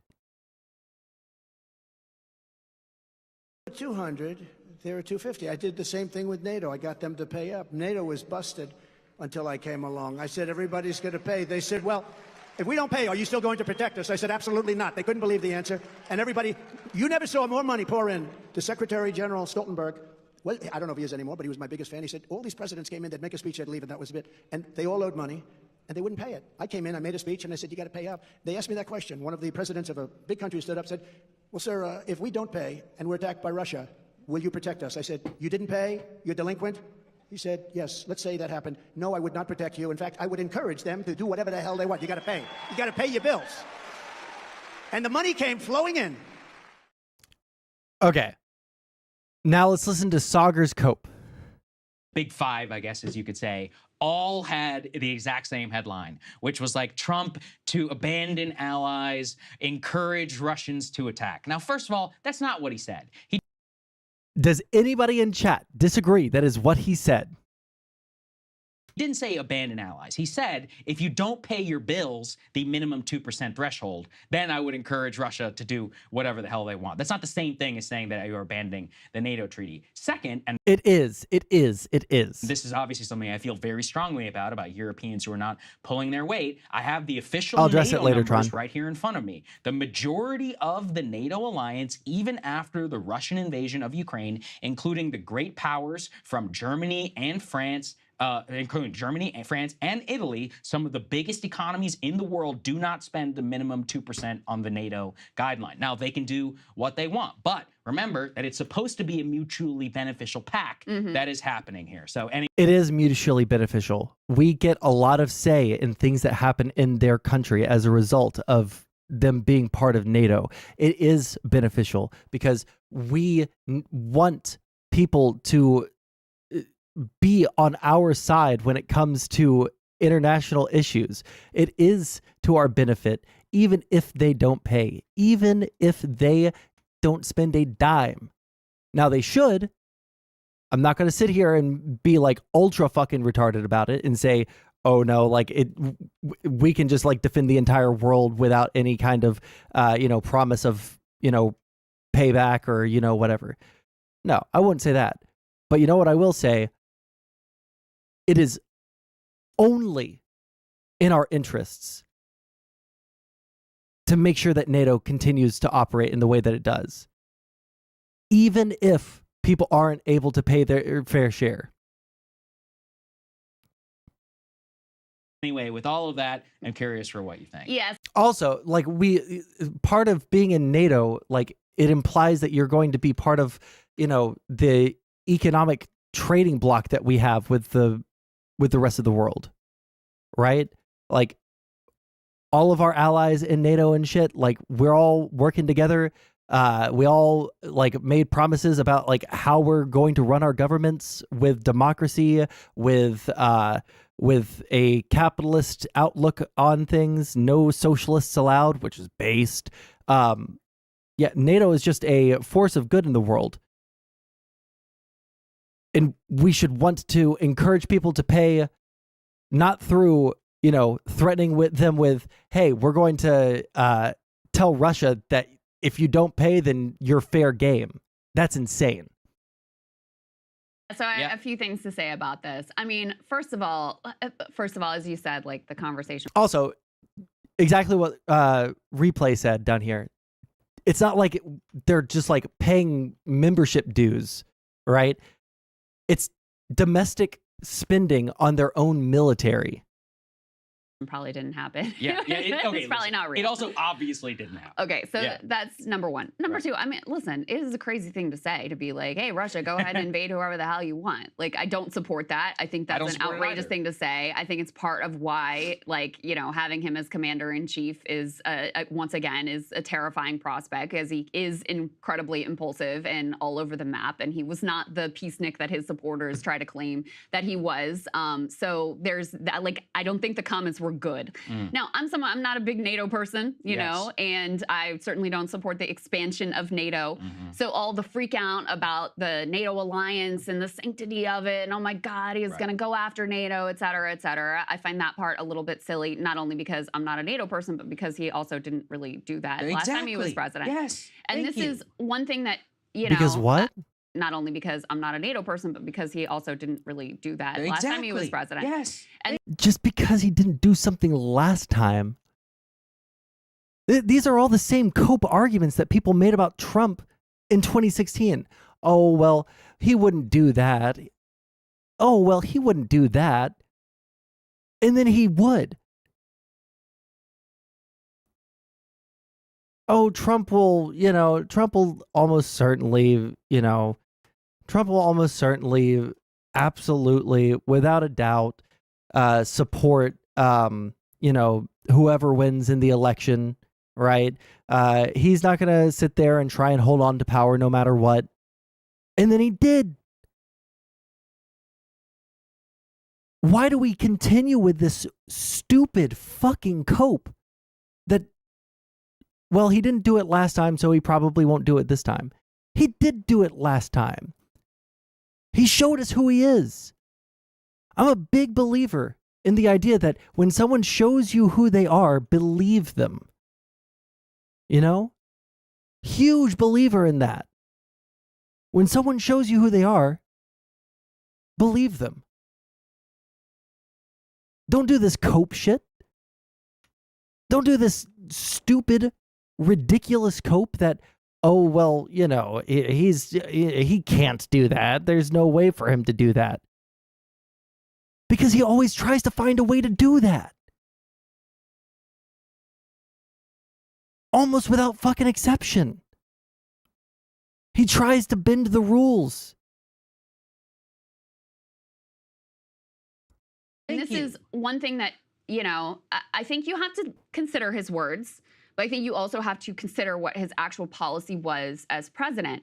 And this is where, you know, we're just kind of getting back to this like Russiagate impulse within the mainstream press, within the Democratic Party, et cetera, which took just his words and his seeming, you know, often voiced sympathy and affection for Putin, and did not consider the fact that his actions were actually in the totally opposite direction. He was very hawkish towards Russia, did not in fact give them what they want, did in fact like bolster Ukraine and ship weapons to them in ways that even Obama was not willing to do. So I just think that the dialogue becomes very unhinged when you only take those comments and project them into policy and don't also look at the actual policies that he pursued as president of the United States. So obvious and true, right? To anybody who's a genuine observer of this. I honestly wish we'd seen more of that guy whenever he was president. Trump expanded NATO. Trump is the one who put freaking North Macedonia into the U.S. nuclear umbrella. Do people even know North Macedonia is a country? Did you know that you're signed up for nuclear war, that if they get attacked? Anyone want to riddle me that about why exactly that makes sense? Or Montenegro? Again, people may know from a Bond movie. That's their most extent. They're going to know anything about freaking Montenegro. Also, now we're all... Both conservative, like, actually, everybody does this. People will say, like, oh, well, people don't even know where this is. Why do we care? Because just because you personally are fucking stupid and you don't know about this thing doesn't mean that it's not a worthwhile endeavor. Just because you personally are too stupid to like understand, you know, the intricacies of geopolitics or anything like that, just because doesn't mean that we shouldn't do something. You can blame the American, you know, you can blame the American education system all you want.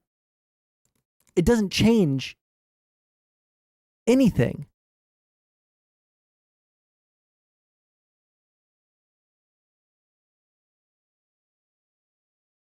Sorry, it's actually kind of mind-boggling that someone admits that they are so uneducated that they don't know where a country is or what a country is, and therefore we should change our diplomatic status towards another country because they personally are too fucking stupid to understand why we should continue to help these nations out. Is that not a self-report on the reporter himself, that he knows more about fucking Bond villains than he does about our own allies? Is it not a self-report that we should take into consideration when listening to him? That he so casually just like says like, oh yeah, well, I don't even know where this is. When's the last time you thought about Montenegro? I don't know. Doesn't really fucking matter. The people who are in charge of our country know what Montenegro is. They know what its strategic benefits to the United States are. Why are you so smart that you don't need to know or care? signed up to die for Finland and Sweden, which is great, obviously. Countries that have previously been at war with Russia. Awesome. Now, let's think, too, about the actual substance, where everyone's like, he's going to abandon NATO. Trump shipped weapons to Ukraine. Trump was one of the most incompetent commanders-in-chief of our lifetime in actually executing what he wanted. He wanted to withdraw from Syria. Who just died? Crystal? Troops doing what exactly? Right. Oh, the ones who were in Syria. bomb Syria. Trump said he was going to abandon, or he's going to pull us out of Afghanistan. That didn't happen. Signed a peace deal. He tried to do it allegedly or whatever at the end. Never happened. Biden is the one who ended up actually pulling through with it. Trump was the one who told us that he was going to force NATO to pay their fair share. None of that happened. And in fact, most of their defense spending remained static until the Russian invasion of Ukraine. And then even the measly Baltic countries are the only ones who are paying up, and they barely mean anything in absolute terms of military power. So like I can go on and on forever in terms of like what he actually did. But that's part of why it's so infuriating, because I'm like, I wish he would be more like this. If he were the president, if he did this. That, number one, that's fucking crazy that you want our commander-in-chief to do stupid, unhinged, retarded shit. That's insane to me. But even past that, my brother in Christ, you don't want a president to do that. My brother in Christ, even Trump just saying that he wants to do this is a bad thing, because it signals to our allies that if Trump is in office, he might not have their back. It signals to Russia that they can do whatever the fuck they want. Even if they can't, even if he can't follow through with it, that's what the signal that he's putting out there. That's what the signal is.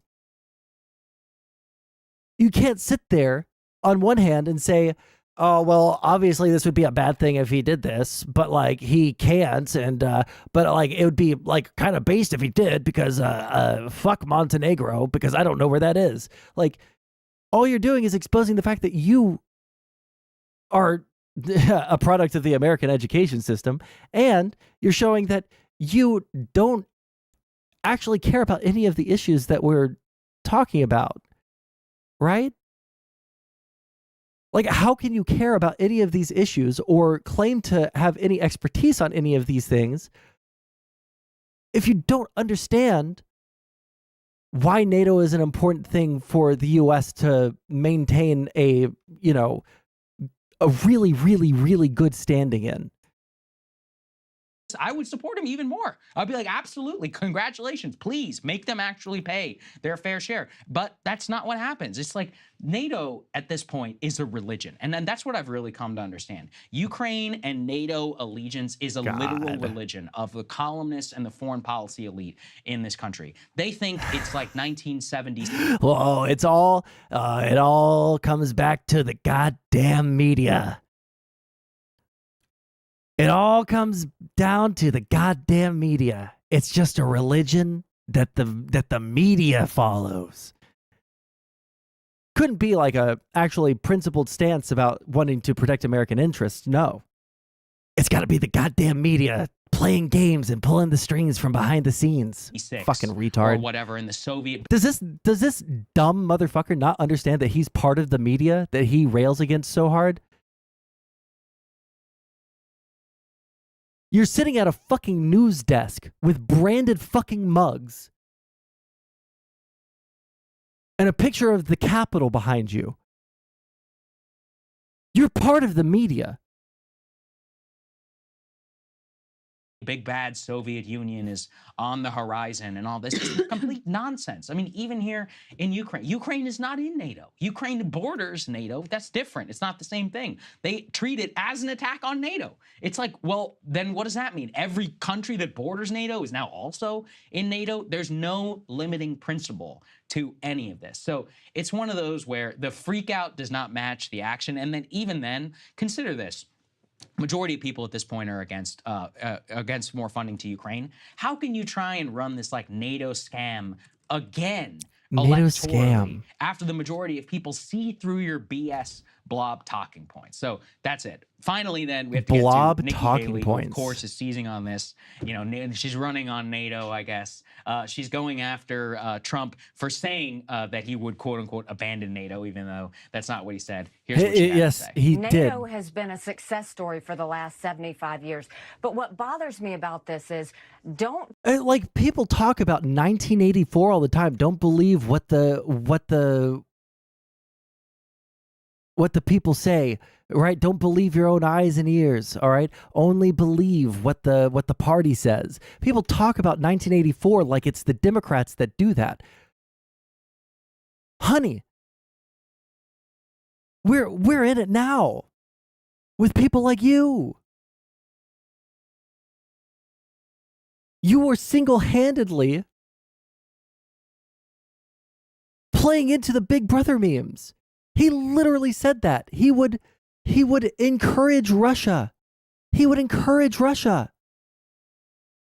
take the side of a thug who kills his opponents. Don't take the side of someone who has gone in and invaded a country and 500,000 people have died or been wounded because of Putin. Don't take the side of someone who continues to lie. I dealt with Russia every day. The last thing we ever want to do is side with Russia. What we always need to remember is America needs to have friends. After September 10th, we needed a lot of friends. We can never get into the point where we don't need friends. So, you know, it's like, look at the way that she talks about it. It's like a religion. It's like friendship. Friendship is supposed to be mutually beneficial, not one person taking something out of your pocket for 75 years straight. I don't know. I just don't get it. Like the way that they talk, you know, freak or whatever about this. And I also just genuinely think this is a popular position amongst the American people. If you frame it the way I did around, you know, it's like, listen, if you don't pay, then what exactly? You're not fulfilling your obligations that you all mutually agreed to over a decade ago. And then especially post-Ukraine, I don't know how they can think like being pro-NATO is a popular position outside of like the DC electorate. Yeah, I mean, again, Because most people, I mean, now maybe this has changed recently, but for the first like 2 years of the invasion, U.S. support of Ukraine poll. I actually don't know what the, this is November 2nd, 2023. Is there?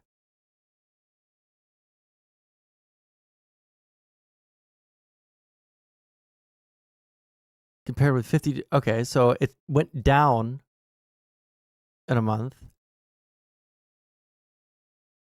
And then it went back up? Or is this, okay, this is the Republican Party. So,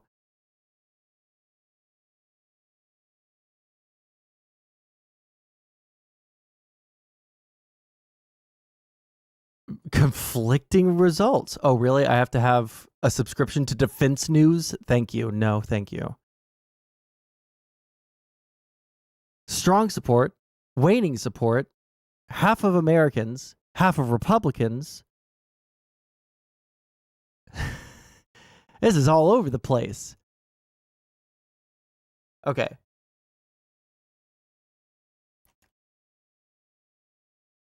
It's not an unpopular position to like NATO. It is not an unpopular position to support Ukraine. It is not an unpopular position to say that Russia is fucking crazy and is trying to like destroy the world. All right? Like these are facts about the world that we can see with our eyes and ears, despite what Sauger is, I guess, seeming to tell us that we can't trust our eyes and ears, despite what Donald Trump literally said in the clip that he showed right before saying that Trump didn't say it. Yeah, Trump is saying that we should abandon our NATO allies that don't or can't meet their share of the defense spending. Is this person dead? Oh, Jesus. listen, I don't want to say like I thought his comments were great because Oh, I thought that they showed the clip at the beginning. Did they not? Huh. encouraging Russia to like invade wherever the hell they want is insane. Don't support it. That's just like imperialism. Also, with regards to NATO, you know, I don't think I do share that same position because if you're calling for Europeans to increase funding of NATO, what you're really looking at is increasing even more funding to Ukraine. Well, it's while not really we decrease our funding, right? But it's not really calling for like cutting back NATO or curtailing it or even moving forward with the war in Ukraine. And that's the other thing is like, he made some comments about the Ukraine war. He doesn't really talk about these things anymore. His position's very unclear, and it was very all over the map from the beginning. Sometimes he'd be more hawkish in what he said than Joe Biden. Then when he realized there was a political lane for him to be, calling for a negotiated solution, then he was, oh, well, make a deal on day one. Who the hell knows what this guy is going to do when he's actually in office? That's the real truth, is the things that he says, the things that he does, the things that he wants to do versus the things he's actually capable of doing are two totally different things. But, at this point, we don't know that. What he is capable or incapable of doing, or what he wants to do or what he doesn't want to do, we don't know. That's why he's so fucking scary. Without the threat of a third Trump, what do you call it? A third Trump, what do you call it? Fuck me. Term.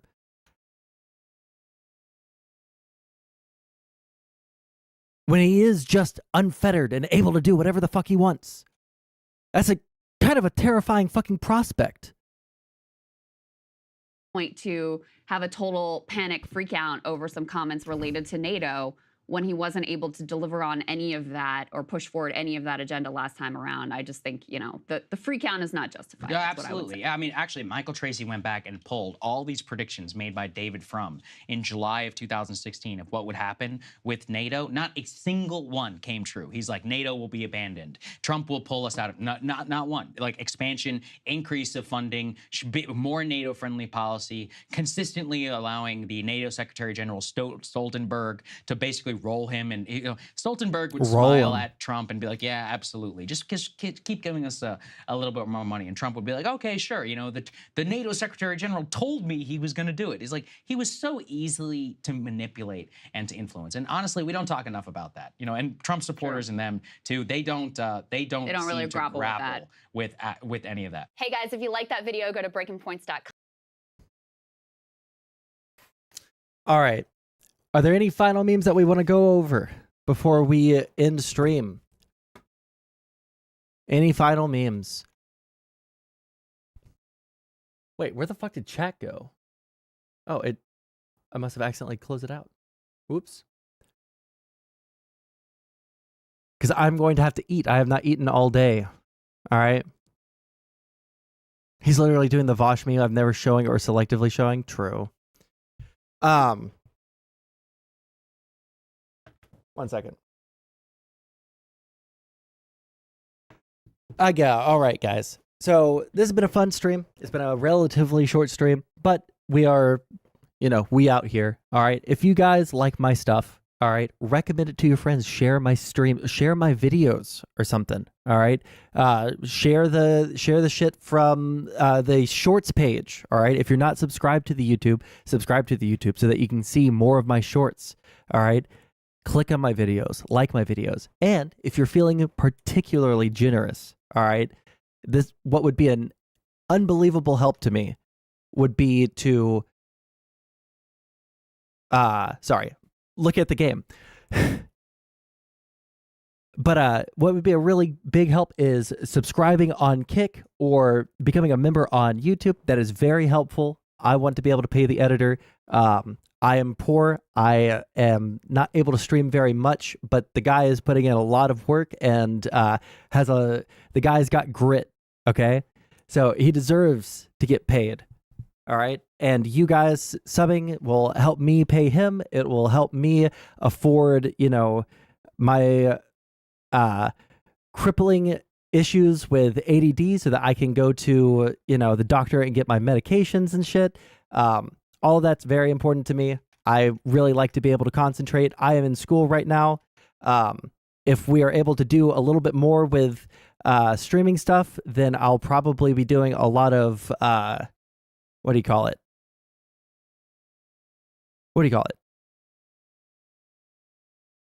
Oh, yeah, like using my school stuff for stream, right? Because I'm a political science major, right? I do political science for school. So if I want to be able to use that for stream, the best way for me to be able to use that for stream is for people to show support in these ways. I'm not very good at shilling. It makes me very uncomfortable to shill. I don't like asking people for money. I don't know what the fuck it is with other streamers where they just feel super comfortable with all of the shilling. I don't. But yeah, this is me shilling once again for your money if you guys feel generous.